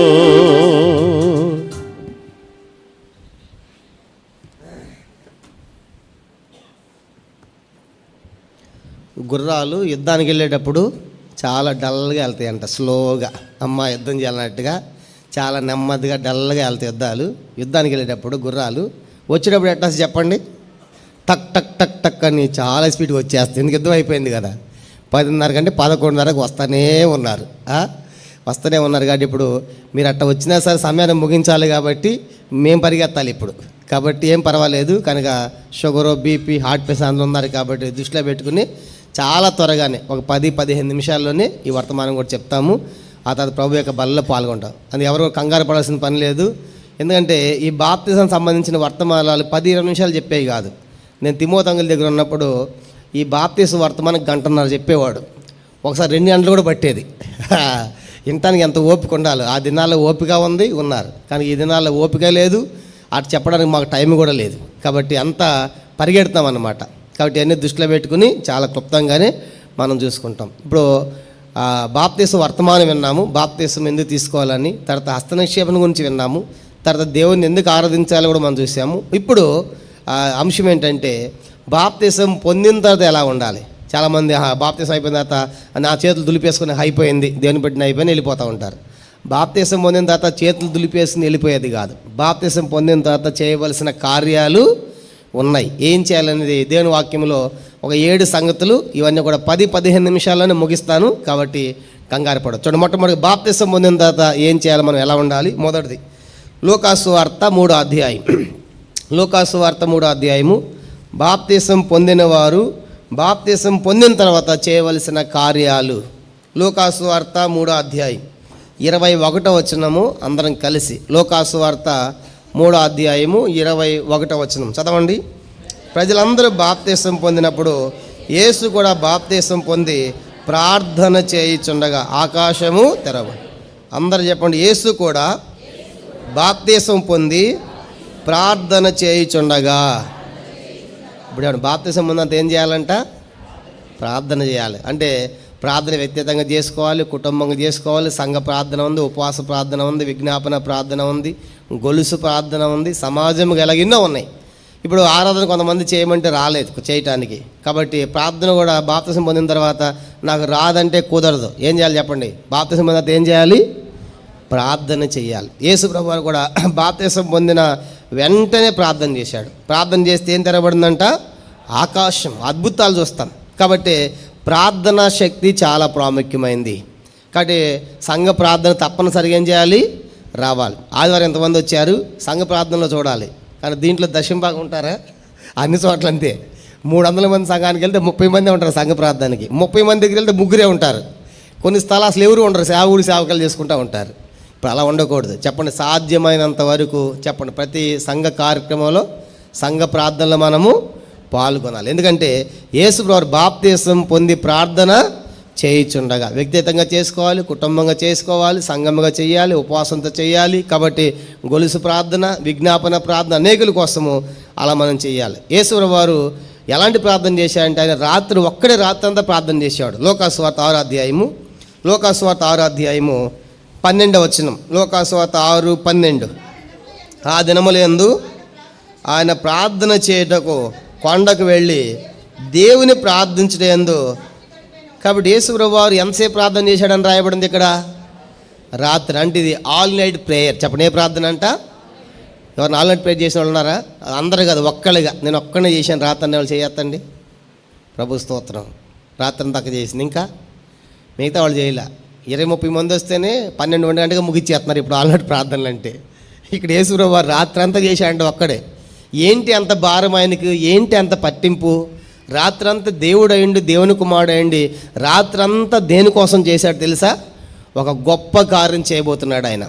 కాబట్టి ఆ కార్యమే ప్రపంచ దేశాలకు, ఖండాలకి వ్యాపించబోతుంది. కాబట్టి ఆ కార్యానికి ఎవరిని ఎన్నుకోవాలి అని ఆయన రాత్రంతా గడిపాడు. ఇప్పుడు చదవండి 13వ వచనం. ఎందుకు ప్రార్థన చేశాడు? 13వ వచనం. ఉదయమైనప్పుడు ఆయన తన శిష్యులను పిలిచి వారిలో 12 మందిని ఏర్పరిచి వారికి అపోస్తులని పేరు పెట్టెను. ఇప్పుడు చెప్పండి, యేసు ప్రభువు దేనికోసం రాత్రంతా ప్రార్థన చేశాడు? చెప్పండి, దేని కొరకంట? శిష్యులు నియమించుకోవాలి. ఇప్పుడు నేను సిలువ వేయబడతాను, నేను ఆరోహణ వెళ్ళిపోతాను తిరిగి లేచి. నెక్స్ట్ ఈ సువార్త ఖండాలకి, దేశాలకి వ్యాపించాలి. ఎవరిదా? ఈ అపోస్తుల ద్వారానే. కాబట్టి వీళ్ళు ఎలాంటి వారిని ఎన్నుకోవాలి అని చెప్పేసి రాత్రి అంతా గడిపిన తర్వాత చేసిన పని ఏంటంటే 12 మందిని నియమించాడు యేసు ప్రభువు. అంటే ఆ 12 మంది చేసిన కార్యము యెరూషలేములో ఆరంభించబడిన సంఘము ఈరోజు హైదరాబాద్లో దుర్గానగర్ దాకా వచ్చింది. కనుక ఏ సంఘము అక్కడ ఆరంభమైంది? యెరూషలేములో. కారణం ఏంటంటే దేశ విదేశాలకి. అందుకే 12 మందిలో ఒక శిష్యుడు మన మధ్యకు వచ్చాడు. ఎవరైనా చెప్పండి? ఆయన తోమ. మద్రాసు పట్టణంలో గొప్ప సేవ చేశాడు. కాబట్టి అంటే 12 మంది శిష్యులు ఎందుకు ఆయన రాత్రి అంతా ప్రార్థన చేశాడంటే గొప్ప కార్యం చేయబోతున్నాడు. కాబట్టి మన జీవితాల్లో కూడా గొప్ప కార్యాలు చూడాలి అంటే, జరగాలి అంటే తప్పనిసరిగా ఏమనాలి చెప్పండి? ప్రార్థన. అందరు చెప్పండి, ఏమనాలి?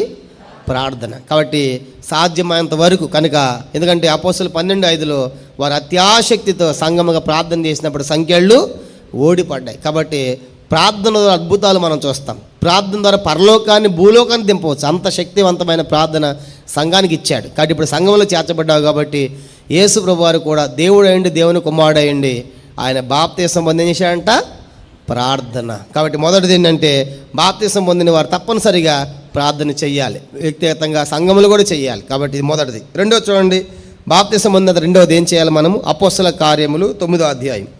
అపోస్తల కార్యములు 9వ అధ్యాయము 18వ వచనం. ఇవన్నీ కూడా బాప్తీసం పొందిన తర్వాత చేయవలసిన పనులు. అపోస్తల కార్యములు 9వ అధ్యాయము 18వ వచనం. అతని కన్నుల నుండి పొరల వంటివి రాలగా దృష్టి కలిగి లేచి బాప్తీసం పొందెను. తరువాత అంటే బాప్తీసం పొందిన తరువాత ఆహారం పుచ్చుకొని బలపడెను. అందరు చెప్పండి, బాప్తీసము పొందిన తరువాత బలపడెను. చెప్పండి. రెండోది ఏం చేయాలి చెప్పండి? బాప్తీసం అయిపోయిన తర్వాత బలపడాలి. దినానికి కూడా ఏం చేయాలి? దేవునిలో బలపడటం అంటే ఆత్మలో, కనుక ఆత్మలో బలపడాలి. కాబట్టి అందుకే 1 యోహాను పత్రిక 3 యోహాను పత్రిక అంటాడు కదా, ప్రియుడా నీ ఆత్మ వర్ధిల్లుచున్న ప్రకారము నువ్వు అన్ని విషయముల్లో సౌఖ్యముగా ఉండి వర్ధిల్లాలి. కాబట్టి రెండో సంగతి ఏంటంటే బాప్తీసం పొందిన తర్వాత మనం బలపడాలి. దానికోసమే సంఘం ఇచ్చాడు, సహవాసం ఇచ్చాడు, దేవుని సేవకులు ఇచ్చాడు, వాక్యం ఇచ్చాడు, పుణ్యామ కొడుకులు ఇచ్చాడు. ఇవన్నీ ఎందుకంటే చెప్పండి, ఇవన్నీ పురస్కరించుకుని మనం ఏం చేయాలి? ఆత్మలో బలపడాలి. కాబట్టి రెండవదిగా దినానికి కూడా మనం బలం పొందాలి, కానీ బలహీనం అయిపోకూడదు. విచారమైన సంగతి ఏంటంటే రక్షించబడిన దినాలు ఎంతో ఆసక్తి ఉంటుంది, కానీ రాను చెప్పండి ఆసక్తి ఏమైపోయింది? బలహీనమైపోయిందా బలపడిందా? బలహీనమైపోయింది. ఎన్నో కార్యాల్లో అనేక కారణాలు కావచ్చు, కనుక ఆర్థిక పరిస్థితులు కావచ్చు, అనారోగ్య పరిస్థితులు కావచ్చు, రకరకాల కారణాలు. ఏదేమైనప్పుడు కూడా మొదటి ఆరంభంలో ఉన్నటువంటి ఆసక్తి రాను ఏమైపోయిందంట? తగ్గిపోతూ ఉంది. కాబట్టి రెండో సంగతి ఏంటంటే వీరు ఆత్మలో బలపడాలి. బాప్తిసం పొందిన తర్వాత దినానికి కూడా బలపడాలి. ఇది రెండోది. మూడోది చూడండి, బాప్తిసం పొందిన తర్వాత ఏం చేయాలి? మూడోది అపోస్తల కార్యములు 8వ అధ్యాయం 12-13 వచనాలు.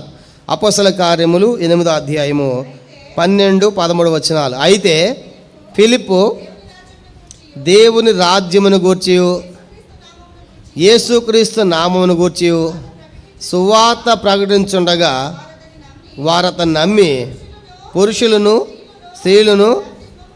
కాబట్టి ఇక్కడ సంగతి ఏంటంటే ఫిలిప్ అనే సువార్తకుడు సువార్త ప్రకటించాడు దేవుని రాజ్యాన్ని గురించి. సువార్త ప్రకటిస్తే ఆ స్త్రీలు పురుషులు అందరూ ఏం చేశారంట?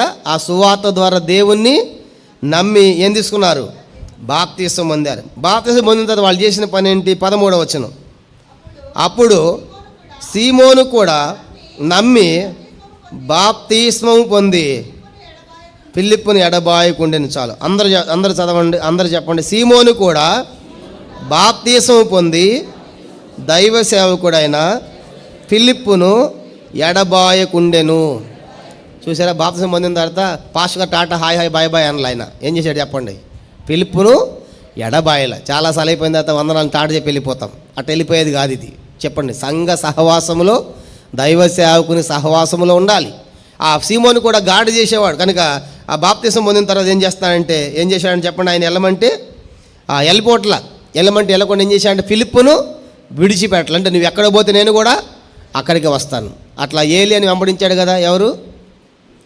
ఎలీషా. కనుక నువ్వు ఎక్కడ పోతే ఎరుకోకపోతే ఎరుకోకు వస్తా, గిల్గాల్కి వెళ్తే గిల్గాల్కి వస్తా, బేతేలికి వెళ్తే బేతేలికి వెళ్ళి, అంటే ఎక్కడ పని విడిచిపెట్టాలి. ఇంతకు నీకేం కావాలో చెప్పన్నాడు. కనుక నీ ఆత్మలో నాకు 2 పాళ్ళు. అంటే ఏలియా 8 అద్భుతాలు చేస్తే ఎలీషా 16 అద్భుతాలు చేశాడు. ఎలీషా అంటే గురువును మించిన శిష్యుల్లాగా. కారణం ఏంటి? ఆయన వెంబడిస్తూ వచ్చాడు. ఇదేం తెలియజేస్తా ఉందంటే దైవ సేవకునితో సంఘ సహవాసములో మనము ఉండాలి. కాబట్టి ఇప్పుడు ఆ సీమోను కూడా బాప్తిసం పొందిన తర్వాత ఏం చేశాడంటే ఇడిచిపెట్ల ఫిలిప్పును. పోనాయన ఇంటికంటే పోవట్లేదు. కాబట్టి ఆరంభంలో మేము విశాఖపట్నంలో సేవ చేసినప్పుడు ఉదయకాలం ఆరాధన 10కి ఆరంభిస్తే 2 గంటలకు అయిపోయేది ఆరాధన. 2 నుంచి 3 గంటలకు అందరికి భోజనాలు, 3 నుంచి 5 గంటలకు యూత్ మీటింగు, 5 నుంచి 7 గంటలకు సువార్తకి వెళ్ళేవాళ్ళం, 7 గంటలకు అందరూ వచ్చి టీ తాగి వెళ్ళేవాళ్ళు. అప్పుడు కూడా కొంతమంది వెళ్ళేవాడు కదా మా దగ్గర నుంచి. కనుక ఒక అన్న ఉండేవాడు ఫిలిమోన్ అని. ఫోన్ అంటే అన్న ఒక్కరోజే కదన్న, రేపటి నుంచి మా డ్యూటీలే కదా, మీతో గడిపేది ఎప్పుడు మేము ఈ ఒక్కరోజే కదని చెప్పేసి రాత్రి 9-10 దాకుండి మళ్ళీ మాతో కలిసి భోంచేసి వెళ్ళేవాడు. అంటే వాళ్ళకి ఎంత ఆశ చూడండి. కాబట్టి ఈ ఫిలిప్ కూడా ఏం చేస్తున్నాడంటే ఫిలిప్ను కూడా ఏం చేయట్లేదు సీమోను ఎడబాయట్లు. అంటే ఇది దైవ సేవకుని యొక్క సంఘ సహవాసములో మనం ఉండే తెలియజేస్తా ఉంది. బాప్తిసం పొందిన తర్వాత కొంతమంది కనపడరు అనమాట. కానీ తిమోతంగులు చెప్పేవాడు బాప్తిసం తీసిన తర్వాత ఫోటో తీశారంట. ఇప్పుడు ఫోటోలు లేవు, కానీ ఇప్పుడు కూడా తీసినట్టున్నారు వీడియోలు. ఫోటో తీస్తే అందరూ నిలబడ్డారంట. బాప్తిసం కొన్ని సంవత్సరాల తర్వాత ఆ ప్రాంతానికి వెళ్ళాడంట. ప్రాంతానికి వెళ్ళి ఫోటో చూపించి అంకులు ఏంటంటే వీడు లోపలికి వెళ్ళాడు, వీడు లోపల పడి మొత్తం లోపలికి వెళ్ళిపోయారు. ఎవడు ఒక్కలేడు ఫోటోలు ఉన్నవాడు. ఏమైపోయారు? అందరు లోపలికి కలిసిపోయారు. కారణం ఏంటి? సహవాసములో లేరు. చూడండి, కట్టెలన్నీ కూడా కాలుతుంటేనే ఏమొస్తుంది? గొప్ప వెలుగు మంట. ఒక కట్టెని పక్కన పెడితే ఏమైపోయింది? ఆరిపోతుంది. కాబట్టి మనం కూడా ఏం చేయాలంటే సహవాసములో ఉండాలి. మొదటిది ప్రార్థన చేయాలి, రెండవది ఆత్మీయంగా ఆత్మలో బలపడాలి, మూడవది సంఘ సహవాసం, దైవ సేవకుని ఎడబాయకుండా దేవుని కార్యక్రమాలు వెంబడించాలి. 4వది అపోస్తల కార్యములు 16వ అధ్యాయం. అపోస్తల కార్యములు 16 అధ్యాయము 15-16 వచనాలు. అపోస్తల కార్యములు 16 అధ్యాయము 15-16 వచనాలు. ఆమెయు ఆమె ఇంటి వారును బాప్తీసం పొందినప్పుడు ఆమె ఎంచితే నా ఇంటికి వచ్చి ఉండుడని వేడుకొని మమ్మను బలవంతము చేసెను. మేము చాలు గమనించండి. ఈ సందర్భం ఏంటంటే మొట్టమొదటి అపోస్తలుడైన పౌలు యూరప్ ఖండంలో అడుగుపెట్టాడు. యూరప్ ఖండంలో మరి ఫిలిప్పి అనే ప్రాంతానికి నెయ్పోలిక్ అనే ఓడరేవు ద్వారా ఫిలిప్పి పట్టణానికి వచ్చాడు. అది విశ్రాంతి దినం కాబట్టి ఎక్కడైనా ప్రార్థన జరుగుతుందేమో, యూదులు ఉంటారని చెప్పేసి వెళితే అక్కడికి ఒక ఆమె వచ్చింది. ఆ ఊరు కూడా ఆ ఊరు కాదు, ఆమెదే పట్టణం అంట, తుయితేర పట్టణం. ఈమె కూడా ప్రార్థన కోసం వచ్చింది ఆ నది తీరానికి. వచ్చినప్పుడు పౌలు వాక్యం చెప్తా ఉంటే అది నిదానించి గమనించింది. ఆమె హృదయం తెరవబడింది. వెంటనే ఆమె ఏం పొందిందంట? బాప్తిసం పొంది ఏమంటుందంటే, ఆ బాప్తిసం పొందిన తర్వాత మళ్ళీ ఏమంటుంది ఆమె నా ఇంటి వారు కూడా ఆమెయు ఆమె ఇంటి వారు బాప్తిసము ఆమె ఒక్కడే పొందలేదంట. ఎవరికి పొందించింది? మొత్తానికి ఇంటి వారందరూ కూడా సువార్త చెప్పించింది. పొందించడం నేను మునిగా, నువ్వు కూడా మునిగింది కాదు. అప్పుడు ఆమె దైవసేవకుని పౌలు తీసుకెళ్ళి చెప్పించింది. వాక్యం చెప్తే వాళ్ళందరూ కూడా ఏమయ్యారు? మారు మనసు పొందారు. వాళ్ళు బాప్తిసం పొందారు. ఇప్పుడు ఏమంటుందంటే, నా ఇంటికి వచ్చి ఉండని మమ్మను బలవంతము చేశాను. అంటే ఏదో ఒక కొన్నిసార్లు మనం కూడా పిలుస్తాం. అన్నారండి అంటాము, కుదరదామంటే సరే అని అంటాం. ఒడిదే పైకి మాత్రం పిలుస్తాం, బలవంతం కాదు. ఇప్పుడు లుదియా పిలిచేది అట్ట కాదండి. అట్ట పిలుస్తుందంట. బలవంతం చేయడం అర్థం ఏంటి? ఖచ్చితంగా నువ్వు రావాల్సిందే, మా ఇంటికి ప్రార్థన చేయాల్సిందే. కొంతమంది ఉంటారు ఇంటికి వెళ్తే అన్న నీళ్ళన్నా తాగిపోనని చెప్పేసి పట్టుకుంటారు. ఇప్పుడే తిన్నామమ్మా కుదరదమ్మంటే కనీసం నీళ్ళని తాగని ఇచ్చిపోతారు. చాలా తృప్తి కోసం మనం తాగి వస్తాం. అంటే అర్థం ఏంటంటే ఆమె ఏం చేసిందంటే బలవంతం చేసిందంటే ఒట్టిగా పంపించి ఉంటుంది. ఆమె భోజనం కూడా చేసింది, ఆతిథ్యం కూడా చేసింది. అంటే ఇదేం తెలియజేస్తా ఉందంటే దేవుని యొక్క వాక్యం. చెప్పండి, ఆహారం అంటే ఏంటి? దేవుని వాక్యానికి పోలికగా ఉంది ఇక్కడ. కాబట్టి అంటే తన ఇంటి వారందరికీ కూడా వాక్యం చెప్పించింది. అపోస్తలుడైన పౌలుని పిలిపించింది. ఇంట్లో భౌతికమైన ఆహారము, ఆత్మ సంబంధం ఆహారం కూడా ఆమె అందించింది మనం చూస్తాం. ఇది ఎప్పుడు? బాప్తిసము పొందినప్పుడు చేసిన కార్యం. ఇది ఎన్నోది? 4. 5 చూడండి. 5వది టైం అయిపోయింది, 2 నిమిషాలు. రోమపత్రిక 6వది. ఇది రోమపత్రిక 6వ అధ్యాయం 11వ వచనం. రోమపత్రిక మొదటిది ప్రార్థన చేయాలి, బాప్తిసం పొందిన. 2వదిగా ఆత్మలో బలపడాలి. 3వదిగా ఎడబాయకుండా సంఘ సహవాసములో దైవ సేవకులతో ఉండాలి. 4వది వాక్యము, ఆత్మ సంబంధమైన పరిచర్య, ఆరు భౌతికమైన పరిచర్య కూడా మనం చేయాలి. తర్వాత 5వది ఇప్పుడు మనం చూసామంటే రోమపత్రిక 6వ అధ్యాయం 11వ వచనం. రోమ 6:11 చదవండి. అటువలే మీరును పాపం విషయమై మృతులుగాను దేవుని విషయమై క్రీస్తు యేసునందు సజీవులుగాను. కాబట్టి ఇదంతా ఎప్పుడు ఎంచుకోవాలి? పైన చెప్పాడు, మనం చదువుకున్న ఉదయకాలం. కనుక చనిపోయి సమాధి చేయబడి పాతి పెట్టబడి తిరిగి లేచిన తర్వాత అలాంటి వారు ఏమనుకోవాలంటే 11వ వచనంలో అటువలే అట్లా మీరు కూడా ఏమాలు పాపం విషయమై మృతులుగాను దేవుని విషయమై ఆ క్రీస్తు యేసు సజీవులను మిమ్ముని మీరే ఎంచుకొనుడి. ఇప్పుడు 6వ సంగతి ఏంటంటే 5వ సంగతి బాప్తిసం ద్వారా ఇంత చెప్పా. ఒక యవనస్తుడు కాలేజీకి వెళ్ళేటప్పుడు ఎంత సమయం ముందు బయలుదేరేవాడు? గంట ముందు బయలుదేరేవాడు. ఆ వాల్ పోస్టర్లన్నీ కూడా చూసుకుంటూ వెళ్ళేవాడు. రోజు అదే దారి. మళ్ళీ బయలుదేరేటప్పటికి ఇంటికి గంట లేట్గా వస్తాడు. ఎందుకు? మళ్ళీ ఆ వాల్ పోస్టర్ చూడటం మళ్ళీ గంట పట్టేదన్నమాట.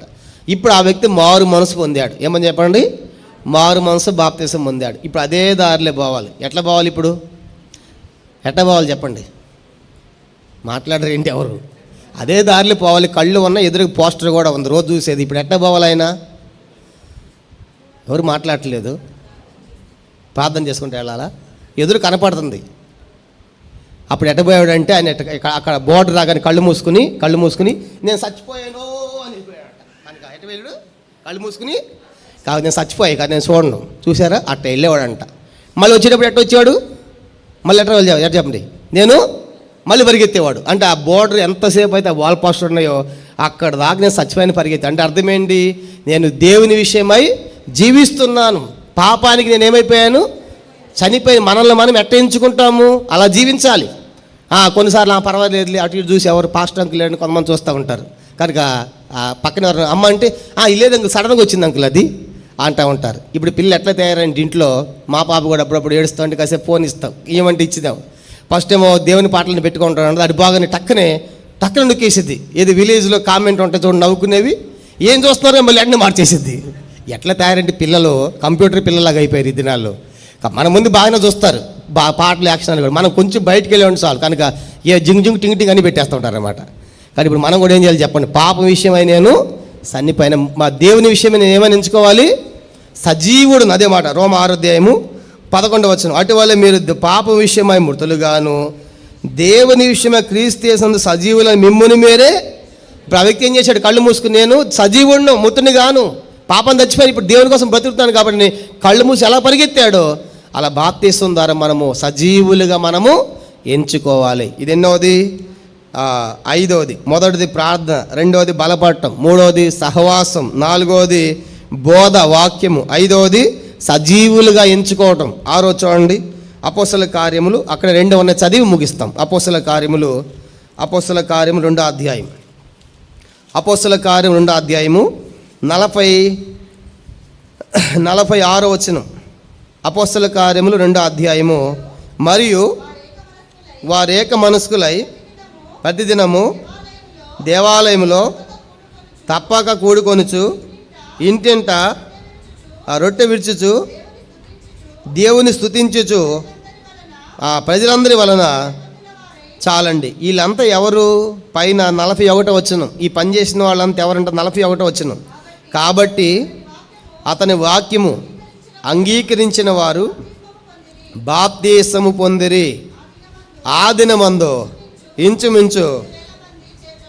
కాబట్టి ఎంతమంది బాప్తిసం ఇచ్చారంటే పేతురు? 3000 మందికి ఒకే రోజు. కనుక ఆరంభ సంఘం. నెక్స్ట్ కనుక మల్టిప్లికేషన్ అయిపోయింది సంఘం. ఇది ఆరంభ సంఘం యెరూషలేములో. కాబట్టి ఆరంభ సంఘంలో అట్లా చేర్చబడుతూ వచ్చారు. కానీ ఇప్పుడు అట్లా సంఘంలో చేర్చబడిన వారు ఎలాగున్నారంట? కింద ఏక మనస్సు. అందరూ చెప్పండి ఏంటంట? అందరిది ఒకే మనస్సు. చెప్పండి ఏ మనస్సు అంట? ఎంత ఏక మనస్సు అంటే 44వ వచనంలో వాళ్ళకున్న ఆస్తి అంతా కూడా సమిష్టిగా పంచుకున్నారంట. సమిష్టిగా ఉంది. 44 విశ్వసించిన వారందరూ ఏకముగా కూడి తమ కలిగినదంతయు సమిష్టిగా ఉంచుకొనిరి. చూసారా? అక్కడ వచ్చిన ఆ డబ్బు కానీ కనుక ఆస్తి కానీ అంతా వాళ్ళు ఎట్లా ఉండేవాళ్ళంట?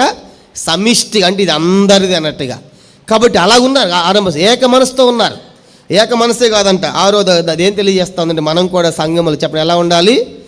ఏక మనస్సుతో ఉండాలి. కనుక బాప్తిసం పొందిన తర్వాత ఇంత కూడా చెప్పాను. కనుక సంఘములు ఐక్యపరచబడాలి. ఆఖరిది ఏంటంటే రొట్టె కూడా ఏం చేశారంట వాళ్ళు? రొట్టె ఎప్పుడు ఇచ్చారంట? ప్రతి దినము దేవాలయంలో తప్ప కూడుకొని ఇంటింట రొట్టె విరుచు ఉన్నారు. 46వ వచనంలో. కాబట్టి రొట్టె ఎప్పుడు విరవాలి? చెప్పండి. రొట్టె ఎప్పుడు విరవాలి? ఎప్పుడైనా విరవచ్చు కూడుకుంటే. అప్పుడు వాళ్ళు కూడుకున్నప్పుడల్లా విరిచారు. మనకు సాధ్యం కాదు కాబట్టి మనం ఆదివారం విరుస్తున్నాం. వాళ్ళు ప్రతి ఇంట విరిచారు రొట్టె. అంటే తప్పనిసరిగా బాప్తిసం తీసుకున్న వాళ్ళు చెప్పండి దేంట్లో పాల్గొనాలి? ప్రభు యొక్క రక్తములో, ప్రభు యొక్క శరీరములో. ఎందుకంటే యోహాను 6వ అధ్యాయంలో యోహాను 6లో ప్రభు చెప్పాడు, నా శరీరం తిని నా రక్తము త్రాగువాడే నిత్య జీవము గలవాడు, నేను వానిలో అతడు నాయందు నిలిచి ఉంటాడు, పునరుద్ధానం అతను నేను పైకి లేపుతాను అన్నాడు. కాబట్టి ఒక దినం పునరుద్ధానం చెందాలి, ప్రభువులో మనం ఉండాలి, నిత్య జీవాన్ని పొందాలంటే తప్పనిసరిగా ప్రభు యొక్క బలను మనం ఏం చేయాలి? తప్పనిసరిగా పాల్గొనాలి. కాబట్టి ఈ 7 కార్యక్రమాలు కూడా బాప్తిసం పొందేవారు తప్పనిసరిగా చేయాలి. మొదటిది ఏంటి? ప్రార్థనా కూడిక. 2వది ఆత్మీయంగా బలపడటం. 3వది సంఘ సహవాసం, ఎడబాయకుండా ఉండడం. 4వది వాక్యము, భౌతికమైన ఆహారము, ఆత్మీయమైన ఆహారం, బోధ.